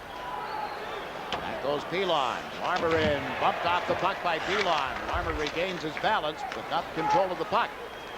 Here Turgeon spots Kerber's moving out. Thomas is up ahead. There's the pass to Thomas. Didn't get through center ice. Tikkanen slapped it into the zone. Kervers gets it out with a long pass to King across the Ranger line to Thomas. Whips one that was deflected wide. Turgeon can't get to it. Nemchinov coming up the boards. Knocked down by King. Good heavy check. Steve Larmer dumps the puck into the Islander zone. Greg Gilbert flips it toward the net. It bounces loose. It's underneath the defenseman Dennis Vasky, and there's no further play. More deep conversation out in front of the Islanders net. There'll be a lot of conversation tomorrow night, 8:30, right here on Sports Channel. You can join Fran Healy live from Mets training camp in Port St. Lucie, Florida, for the Modell's Mets Spring Training Report. Call in and talk live with Fran and his guests. Plus, get the inside scoop on how the season team is shaping up. They were beaten today in preseason exhibition baseball by the Yankees, but that's the Modell's Mets Spring Training Report tomorrow night at 8:30 on Sports Channel. Dennis Vasky continues to play fine hockey. More and more ice time on power play situations, even strength, of course. Rangers won the draw. Nemchinov gets checked back in the net. Just now getting away from Ferraro. Sergei Nemchinov gets turned around by Vasky. The puck goes back to the net. Oh, chases it to the boards. Leach pinches in. Back of the goal. Nemchinov met by Vasky. There's Gartner. Ferraro knocks it loose. Nemchinov and Vasky in a major league battle for control of the puck out in front. Right in front of the net, Molotov had a hold of Greg Gilbert, and the Islanders are going to be penalized. They just jabbed him, apparently. And a high stick is signaled by referee Dan Marilwelli, setting up the 5th power play of the night for the New York Rangers. You have to know that Greg Gilbert goaded Molotov into taking that penalty. Gilbert is not that dumb to get the big fella mad at him. There's a little stick work going on, pushing, shoving. Gilbert likes to do that. He won't take it any further than that. He would never drop his gloves and go face to face, but he'll get Molotov so upset that Molotov follows him around. See him knock him down there, stick in the ankles by Gilbert. There's the stick in the leg again, and Molotov, thinking he might get away with one, popped him on the back of the helmet. High sticking penalty to Vladimir Molotov. Rangers are out shooting the Islanders 25-18. Ranger power play that operates over 23%. It's only 18% against the Islanders this season. A chance. Just cleared it out of the zone. Turgeon forcing Zubov to hustle back. That's a good play by LaChance, Jiggs. That's a smart play. Use your hands to move the puck ahead. Here's Messier into the Islanders zone now. Sharp angle shot got behind Hextall right across the front of the net. Zubov unloads. That's blocked. Scott LaChance moves it around the board. Zubov covers the point. Get it across to Leach. Back to Zubov. It slipped away from him. Comes outside the blue line. Hextall readjusting some equipment. Here's Leach over the blue line. Ryan Leach ends up on the boards, but put the puck back in the net. Hextall turns it to the far side. Leach and Flatley there. Now Amonte centers. Leach to Graves, who can't hold it at the blue line. Adam Graves to Mark Messier. Flatley moves up on him, forced him back into the Ranger zone. Stays right with them, the two captains here. Now Leach gives it away. Flatley clears it out toward Pilon. Rich Pilon dumps it in with 54 seconds to go in the penalty to Molotov. You know, so many times people say fans don't know what they're doing. They don't know what hockey's all about. But if you listen to them, you know that they do. Back on the puck here is Pilon. Yeah, they sensed what was happening. Did they? Larmer centers it out in front. Delgarno broke up the pass. And Delgarno got it to the line. Zubov held it there. Partially checked. Gets it again. Backhand pass is blocked. Held in by Kevin Lowe. Lowe. Kovalev. Kovalev spreading things out. Chewing up some time. Back to Kevin Lowe. Fakes once. Worked it across. Big drive. Doesn't get through. Keith Acton clears the zone. 12 seconds in this power play for the New York Rangers. It is produced 2 shots on goal thus far. Here's Gartner across the Islander blue line. Shoots up high and off the net. Gartner got to it and shot it around the boards. Marty McGinnis trying to pull it back from Wells. Asperitis gets to it. And the Islanders survive one more Ranger power play and have cleared it down into the New York Ranger zone. Gartner dumps the puck into center ice for Wells. Off the boards it goes. Hextall slows it up, turns it to the near side. King took the man. Turgeon took the puck. Here Turgeon and Steve Thomas across the Ranger line. Turgeon in and out of traffic. King coming late, can't get to it. And Chinoff goes down the left wing boards for the Rangers. Looks to Gartner. The pass didn't get anywhere near him. And here's Steve Thomas pulling up at the blue line, then feeding a long pass to Turgeon. Shuffled it around Leach, then couldn't get back to it. Islanders 4, Rangers 3 with 10 minutes and 25 seconds left in the period. Leach got checked. Ferraro up the slot, shoots. That just missed by a couple of inches. Wow. Out come the New York Rangers with a lead pass that Molotov will get to. Gave it to Vasky, up to Hogue at center. On to Ferraro, crisscrossing with Flatley. Drop pass. Flatley shot doesn't get through. Brian Leach is able to clear it out. Rich Pilon hustles back for the New York Islanders. Coaches will want to be making quick changes now, Jiggs, with back-to-back games, a lot of intensity. And a 4-4 tie.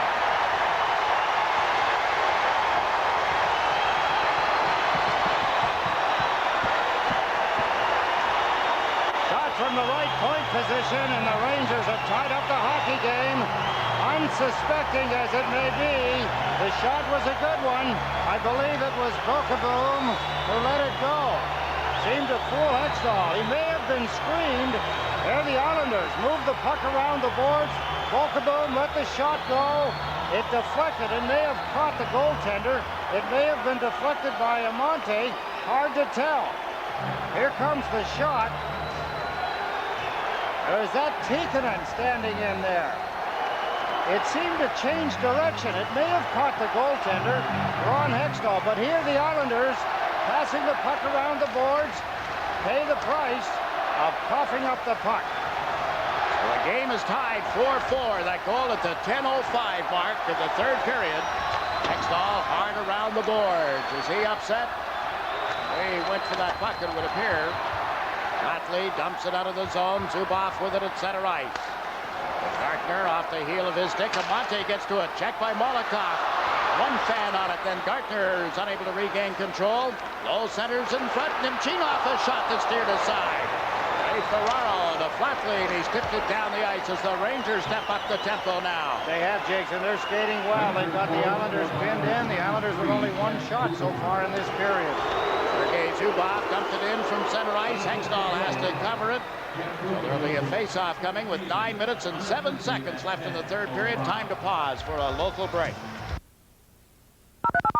What a night at the Nassau Coliseum. Islanders and Rangers 4-4 on the Bodell scoreboard.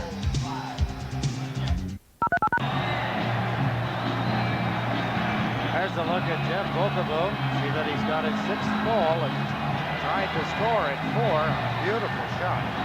A career high 6 goals, too, in a season for Jeff. Guy that missed training camp. Contract problems. Stretching save there by Hextall. Well, the Rangers win the draw. Carpets up at the right point. Snuck it through.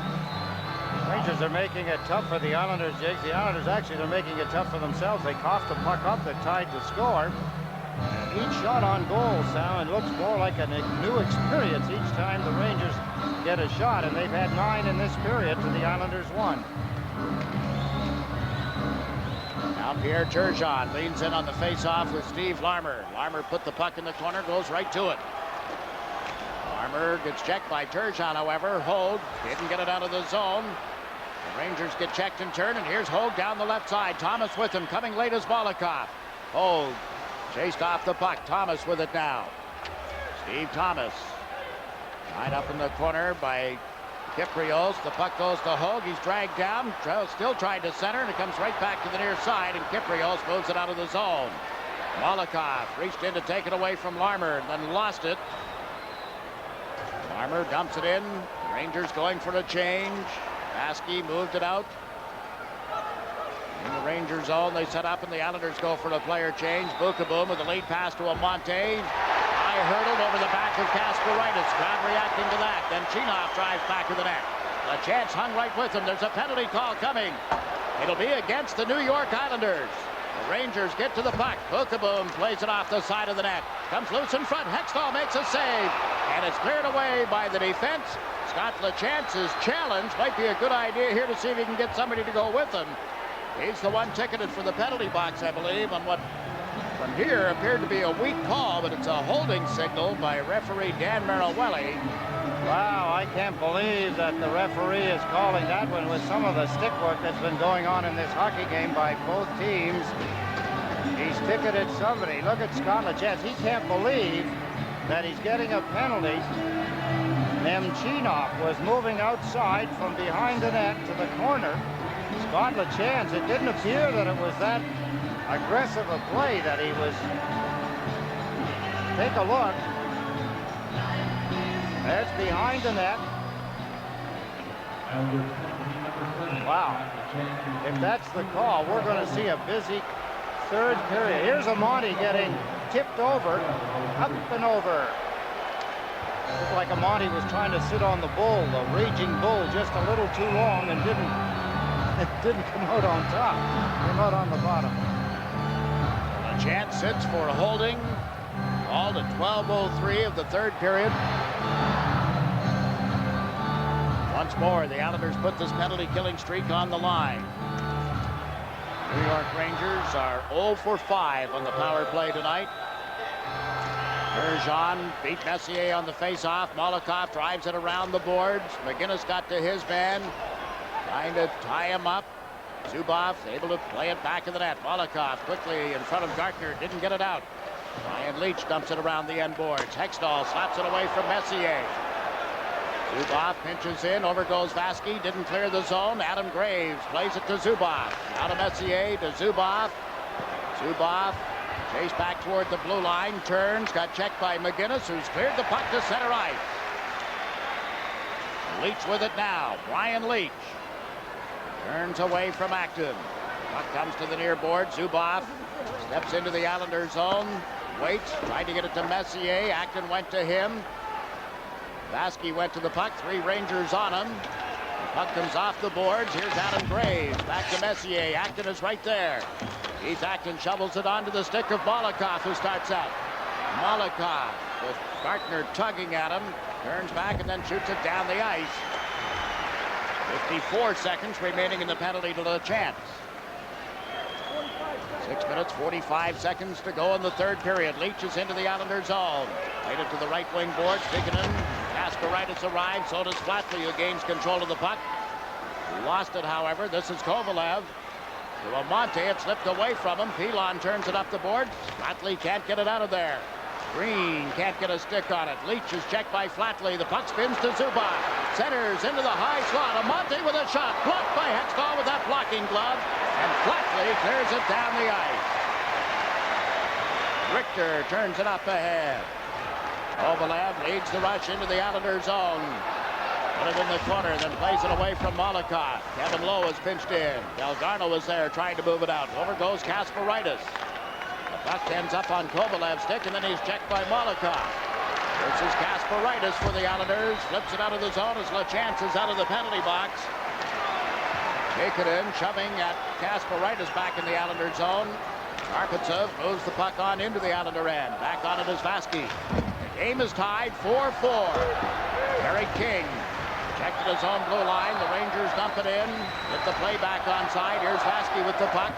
Hard around the boards to King. Off his skate. King up ahead to Turgeon. He's over the line with Thomas, who takes the pass. Shoots, but deflected wide. Adam Graves from back in the net with a long pass up left wing for Gilbert. On to Larmer. Steve Larmer lets it go, and it was high and wide. Harry King on to Thomas. 2-on-2 as Turgeon cuts to the right. Takes the pass from Thomas. Up comes King.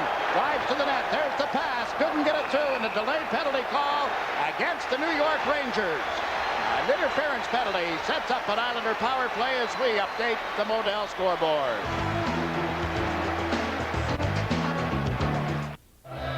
A beautiful open ice hit. Jeff Bokaboom put a tag on Steve Thomas.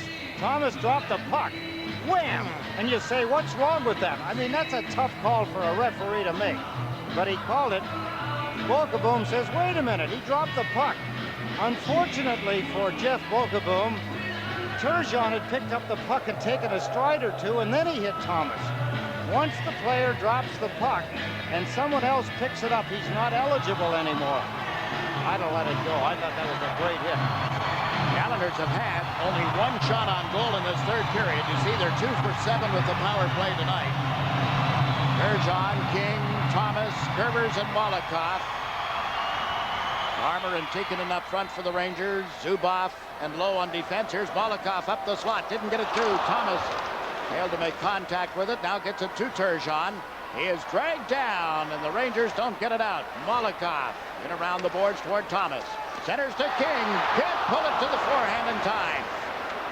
Harry King, who was the hero last night, works it back to Curvers, to Molokov. One time's it blocked by Lowe, standing in front of the net. Held in by the Islanders. Molokov to Turgeon.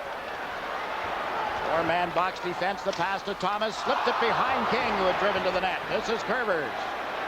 Molokov had to go for a new stick. The pass into the corner to Turgeon. Across the front of the net. Nowhere near King. Curvers to Molokov. It slipped away from him. Larmer comes down the left side. Molokov trying to catch up. Wraps him up. Kicks the puck away. Zubov in deep for the Rangers. It's turned around and dragged to the ice by Tom Curvers, who comes up with the loose puck. On to King. To Pierre Turgeon. A minute in this power play. Turgeon over the Ranger line. Shoots, skates, save. Rebound ends up bouncing around, and now it's cleared out by Brian Leach.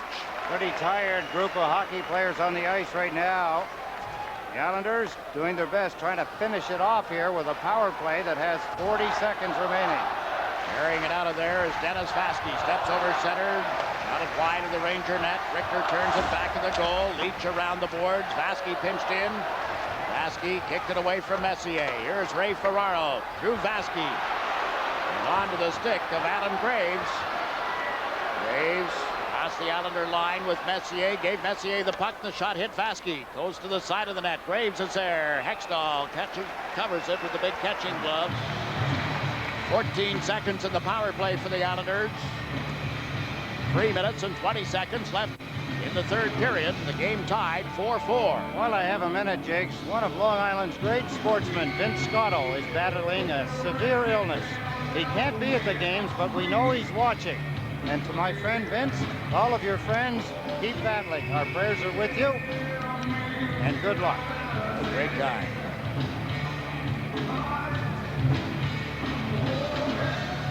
What a save here by Mike Richter. I should also point out that Vince Scotto is a season's ticket holder at Madison Square Garden, loves his New York Rangers, loves hockey in general, but he's dying to see his Rangers win a cup. Like so many. Heard that chant several times tonight about 1940.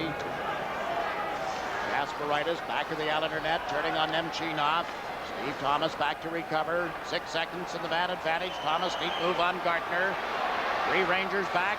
He's over the line. Hold. Tried to go cross ice, but the whistle had sounded on an offside. So with that, out of the penalty box comes Bukaboom. And from here, we go to Whiteside. Stan, what have you spotted?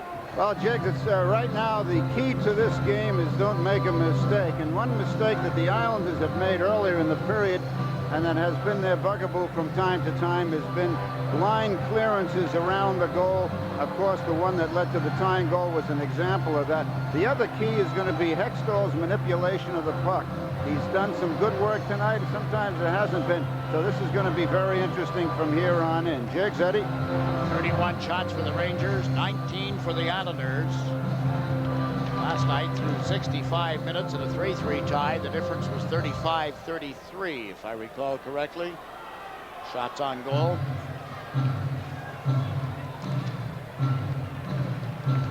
Called it exactly right, Mr. Jig, as always. Well, Turgeon played the puck into the Ranger zone. Leach gave it to Bukaboom.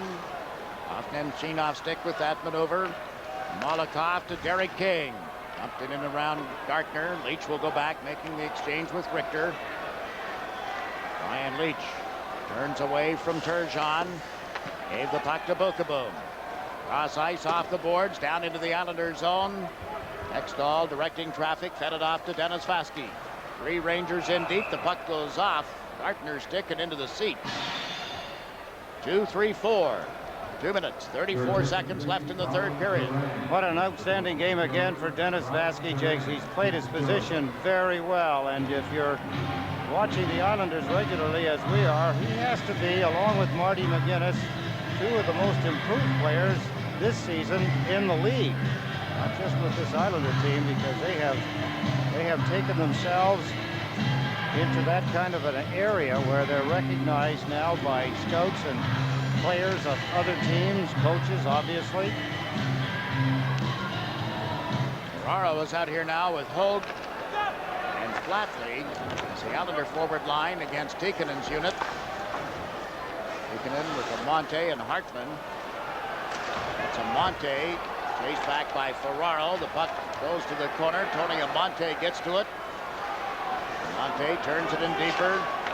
Hartman wheeled it in front. Nice save by Hextall as Tikkanen and Ferraro were right there together.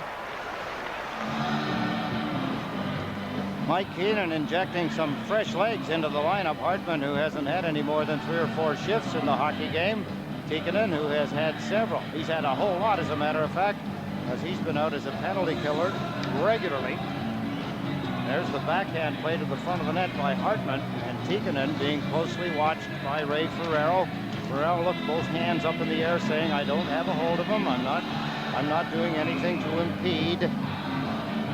That's the Tikkanen. Chinoff will take the face-off against the Islanders' Ray Ferraro. Ferraro lost it. Zubov and Nemchinov in front of the net. They didn't finish it off. Puck forced out into center ice. Nemchinov dropped it back. Hartman played it to center. Molotov up with it. Can't get Ferraro open. Here's Zubov to the Islander blue line. Zubov gave it away to Molotov. Ferraro to Flatley. Ran into low at the Ranger blue line. Sergei Nemchinov back for it.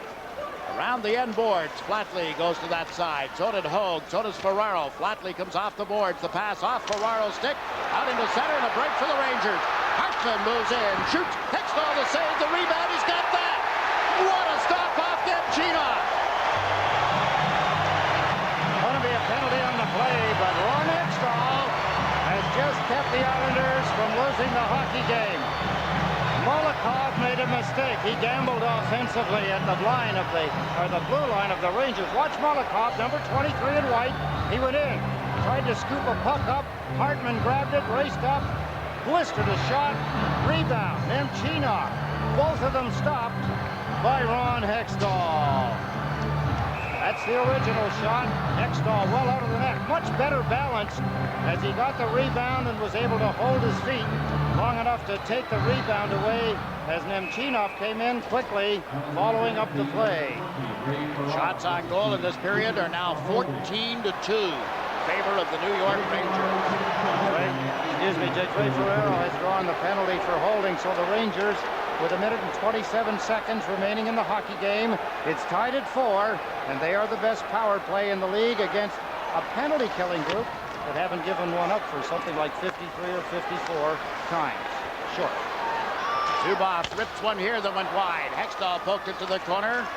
The chance, and McGinnis go to that side. The Rangers nudge it to the end boards for Larmer. Larmer, Graves, and Messier up front. This is Graves. Centers back to Zubov. Fires. He scores!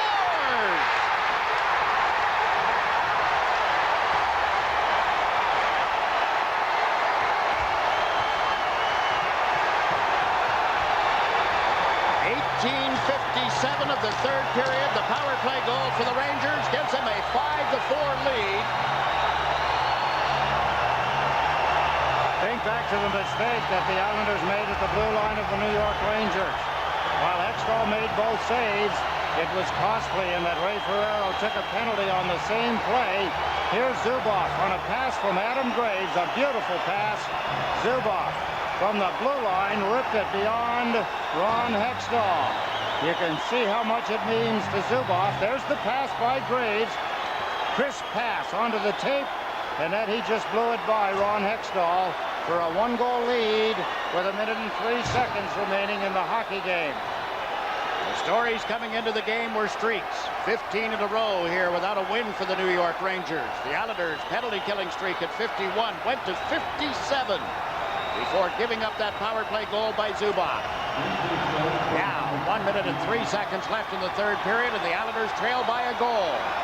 The last time they lost to the Rangers in this building, October 28th of 1989. And we're into the final minute of the third period. Hextall had started out of the net. Look where he is to play the puck for Molotov. Molotov, Curvers, Turgeon, King, and Thomas. It's like a power play unit for the Islanders, but it's full-strength hockey. Here's King over center. Blasted in to the catching glove of Richter. Shook it out of there. No, he's held it for a face-off. And with that, Hextall is on the bench. 6 attackers for the Islanders. An update on that power play goal at Zubov from Graves and Larmer at 18:57 of the third period. Too much time in the Islanders' end of the ice, Jiggs, when you think that the Islanders right now, their total is 20 shots on goal. That's only 3 for the third period. And so much of the territorial play surrounding Ron Hextall, not a way for the Islanders to play when you think that they had the lead going into the third period. Tried to sit on it. You can't do that when you're playing against a team that has the firepower of the Rangers. Now Turgeon turns on Messier, but the Rangers played the puck to the corner. Over goes McGinnis. He's the extra attacker around the far boards. Curvers pinching in. Evan Lowe trying to tie up King. Turgeon and Thomas there as well. Zubov got a stick on it. Gets checked back of the net. It's pried loose by Thomas. Can't get it to Turgeon, and Graves has cleared it out of the zone. It'll be an icing call against the New York Rangers. Clock stopped with 11.4 ticks remaining. Al Arbor has used his timeout. Looks over as Cask on the ice, 6 skaters up front. Told the story the last time the Rangers were here back in November about Mike Keenan coming in here with the Philadelphia Flyers. His team won 6 and lost 8. He brought the Chicago Blackhawks in. They were 5-0 against the Rangers in this building. So it was pretty much a given that he would come in and the Rangers would beat the Islanders in November. They had that long win streak going, or undefeated streak at 13. Didn't happen. Now his team leads 5-4. Turgeon on the faceoff. Pitching in his Curvers. It's back toward Turgeon. Into the corner to Curvers. Can't center. A hand pass has been signaled. The clock stopped with 3 seconds. And now Bookabun takes a shot at Thomas. Some scuffling going on, and quickly Kevin Collins and Brian Murphy, the two linesmen assigned to tonight's game, get in between. Mark Messier is without a helmet. The Islanders may try to buy a second or two on the clock here. It's a while before the whistle sounded. Bookeboom is chased toward the penalty box.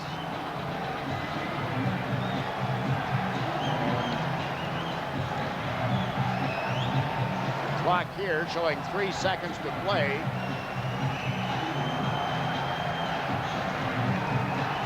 The Islanders will go off. Steve Thomas is going to leave as well.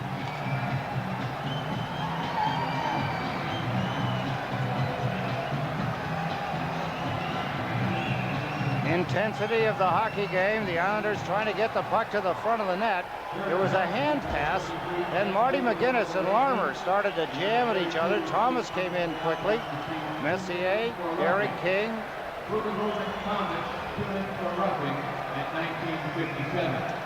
Rangers up at the bench. Mike Keenan, Dick Todd is assistant coach on the bench with them here in the third period. Roughing penalties on Bookeboom and Thomas. The face-off is brought outside the New York Ranger blue line.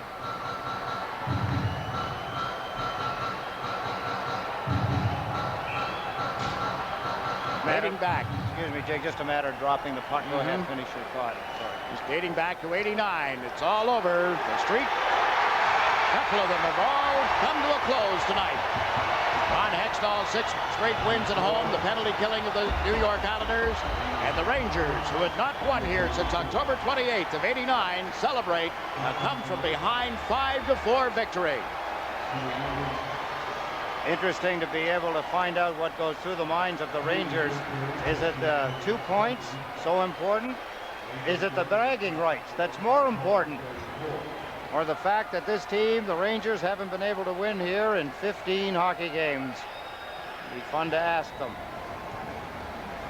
Said at the outset, the only player in the Ranger uniform tonight who was here playing the last time the Rangers won in this building was Brian Leach. Nick Fakota was the only Islander in the game dressed tonight who played in that game. Oh yes, the Islander goaltender was Glenn Healy.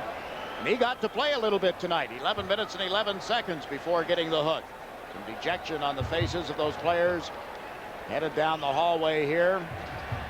So they don't get any closer to the Philadelphia Flyers or the Florida Panthers tonight.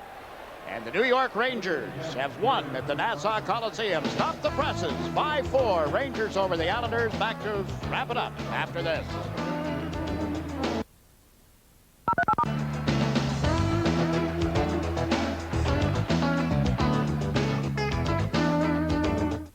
Sportschannel in March means non-stop action. The Devils and Islanders battle for playoff position in 28 hard-hitting matchups. The Nets clash with the defending champion Bulls, Hornets, Suns, and many more. Catch Mac Madness. It's the 1994 Marine Midland Mac Tournament. Sundays, join Fran Healy for live Mets call-in shows from spring training.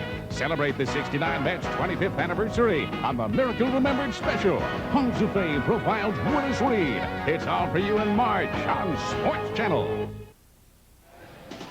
The streak comes to a close as the Rangers beat the Islanders 5-4 at the Nassau Veterans Memorial Coliseum tonight. Now the Islanders head out on a 4-game road trip that'll open on Monday at the arena in Winnipeg. The Islanders and the Jets meet for the second and final time this season. Our coverage begins at 8:30 Eastern Time Monday night on Sportschannel. And the New York Rangers, with a 5-4 win, got off to a 2-0 lead tonight. As you see, Adam Graves scored twice, his 45th from Kovalev and Wells at 10:47, and then Graves on a 4-on-4 situation from Lowe and Zuboff 34 seconds later. But the Islanders come back in the period. Ferraro's 14th from Kasparaitis at 12:28, cut it to 2-1. And then with Messier sitting out an elbowing penalty, Marty McGuinness gets his 20th of the season from LeChance and Kasparaitis. Time of the goal is 19:26, and it's 2-2 at the end of one. The Islanders take the lead at the 45-second mark of the second period. Turgeon's 25th from Curvers and Pilon, and that would be it for Mike Richter for a little while. Glenn Healy came into play. Kovalev got the game even at 2:55, his 11th from Messier and Leach. And then when Messier went off for roughing, the Islanders score a power play goal at 11:56. Benoit Hogue's 29th goal this season. Flatley and Ferraro assisted. And again, the coach, Mike Keenan, gave the hook to the goaltender. Healy's replaced by Richter. And in the third period, the Islanders, with a 4-3 lead going to the period, see Bukaboom score at 10:05 to tie it. Bukaboom sixth, and it's unassisted. So it's 4-4 until a power play goal by Zubov. Ferraro for holding. Zubov scores from Graves and Larmer at 18:57. Zubov's 11th goal of the season. He's second only to Raymond Bourque with points amongst defensemen in the league, and he gets the game-winning goal. So all kinds of streaks come to a close. Hextall, so we talked about. Now about the shots on goal in the third period, 15-3. That tells a big story in the Ranger victory here tonight. 35-20 are the shots on goal. The Islanders are 2 for 8 with the power play. The Rangers are 1 of 7 with the man advantage. But that last set of numbers, 15-3 in the third period, tells it that the Islanders spent far too much time in their end of the ice. They did, Jason. The Rangers were tying the Islanders up down around the net area.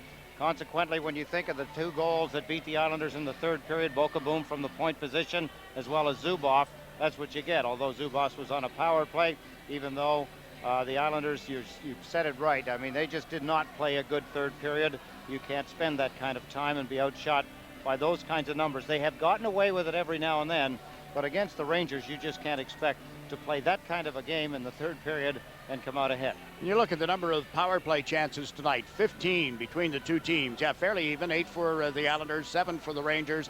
That's just too much time to give the Rangers the man advantage, and really, I guess the Rangers could say the same about being shorthanded 8 times too. I thought it was a tough call to make by a referee in the third period in a close game. When he gave Scott LaChance that penalty, yeah, okay, there was a little clutching and grabbing, but then he set the tone where he had trapped himself as a referee. If you make that kind of a call, what are you going to let go from then on? You can't let anything go. So it really gets the players in a bit of a stir. They don't play the same kind of hockey that they would normally play in a third period tied hockey game. And the Rangers get 3 of the possible 4 points in the back-to-back situation here this weekend. Tie last night and a win here at the Coliseum tonight. Now, the Fleet Bank player who made the difference in tonight's game. That's got to be Adam Graves, Jiggs. He got the 2 goals to get the Rangers started, and he set up just a beautiful pass, and Zubov got the game winner. He plays his heart out every night. He's worth the price of admission. Adam Graves, the Fleet Bank player who made the difference. Not a bad pickup for the New York Rangers. A couple of years back, you saw the numbers earlier, what he'd done in the first part of his career and what he's done since coming to Broadway, so to speak. 5-4 win tonight, powered by Graves, and now the Bud play of the game. Bud play of the game is the winning goal. Zubov zipped it from the blue line. Adam Graves was the guy that you see him with the puck on the far side of the net. Quick, crisp pass. Zubov just wind up and wheeled it by Hextall. There's your game winner, Zubov, from Graves and Larmer at 18:57. The Rangers over the Islanders 5-4. 3 other games tonight, 1 this afternoon on the Saturday schedule. Back to update the scoreboard and take a look at the skinny on this Ranger victory at the Nassau Coliseum.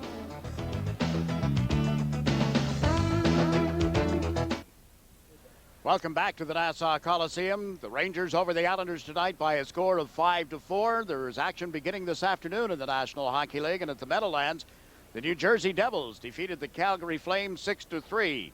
Lemieux got his 15th, got it early in the game, and then Zalapukin would get 2. His 23rd and 24th. John McLean notched his 31st, and Stefan Richer had 2 today, giving him 25 thus far. Brodeur in the nets for the Devils.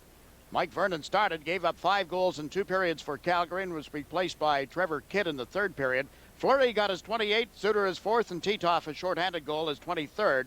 But that's as close as Calgary gets as the Devils win it 6-3. And the Devils tie Detroit and Toronto for second in the league with 81 points, trailing the New York Rangers. Tonight in the third period, with only a couple of minutes left, the Boston Bruins are leading the Ottawa Senators 6-1. Cam Neely got his 48th goal of the season. If it holds up, stays 6-1. Neely will have a game winner for the 4th time this season against Ottawa. Dave McIlwain is the only Senators goal. Scoring other goals for Boston tonight, Donato is 18th. Kartalnov is 10th. Oates is 26th. Murray is 10th, and Hughes is 10th. The Bruins on their way to the 10th win and 10 lifetime meetings against Ottawa. At Tampa Bay, they're in the third period, and the game with the Hartford Whalers is tied 2-2. Rob DeMaio has his 8th goal of the season. Denny Savard is 13th. Those are the two for Tampa, with Pupa in the nets there tonight. Sean Burke is in goal for Hartford. They've had goals from Pat Verbeek, his 32nd, and Pronger, his 4th. 2-2 in that game. And the game at Boston, they tell me, has just ended, and it's 6-1 final. So Cam Neely does indeed have the game winner. Down at the bottom of the screen, you see that Quebec is leading Toronto 2-1 tonight on goals by Sakic and Lecision. Doug Gilmour has his 25th goal of the year for the Maple Leafs. Toronto using Potvin in the nets. Fiset in the goal for Quebec, 2-1. The Nordiques leading Toronto, but that game is late in the second period. One of those late starting games. The Nordiques have lost 17 of their last 24. Any chance of a playoff spot is very, very slim. But that's the update on the NHL scoreboard tonight. I would have thought that by now Quebec would have pulled the trigger on a deal, but as I think back, Pierre Lepage saying as long as he's the general manager, which he is, along with being the coach, he's not going to deal away. Any players, of course, are the players that other people would want to have. Ricci, Sakic getting a goal in that hockey game today, but Quebec, that'll be a big disappointment to the fans in Le Colisée. And we're just a couple of weeks away. 2 weeks from this coming Monday will be the trading deadline, and you know that speculation is going to mount on all the things that may happen between now and then. But you know that Vancouver and St. Louis have to make something happen. Peter Nedved has been signed by the St. Louis Blues. They have to compensate Vancouver with players, or a player of equal caliber. Draft picks, possibly. I don't think they have any in St. Louis. Didn't they give them all to Washington for Scott Stevens? Who was in the White House when the Rangers last won at the Nassau Coliseum? No, that's not part of this, Skinny, but here it is for the GMC truck dealers tonight. Glenn Healy, 11 of 22 appearances this season have been in relief, and he played just over 11 minutes in this game tonight.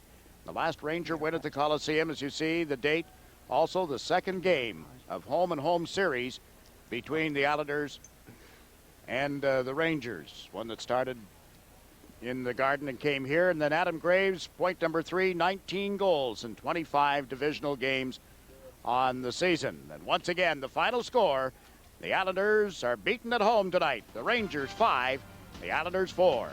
Tomorrow night at 8:30, you can catch the Modell's Met Spring Training Report live from Port St. Lucie, Florida. Then the Islanders return to action. They'll be on Sportschannel's New Sport on Monday night at 8:30 when they take on the Jets in Winnipeg. Now for Stan Fischler and Ed Westfall, I'm Jiggs McDonald saying so long until Monday.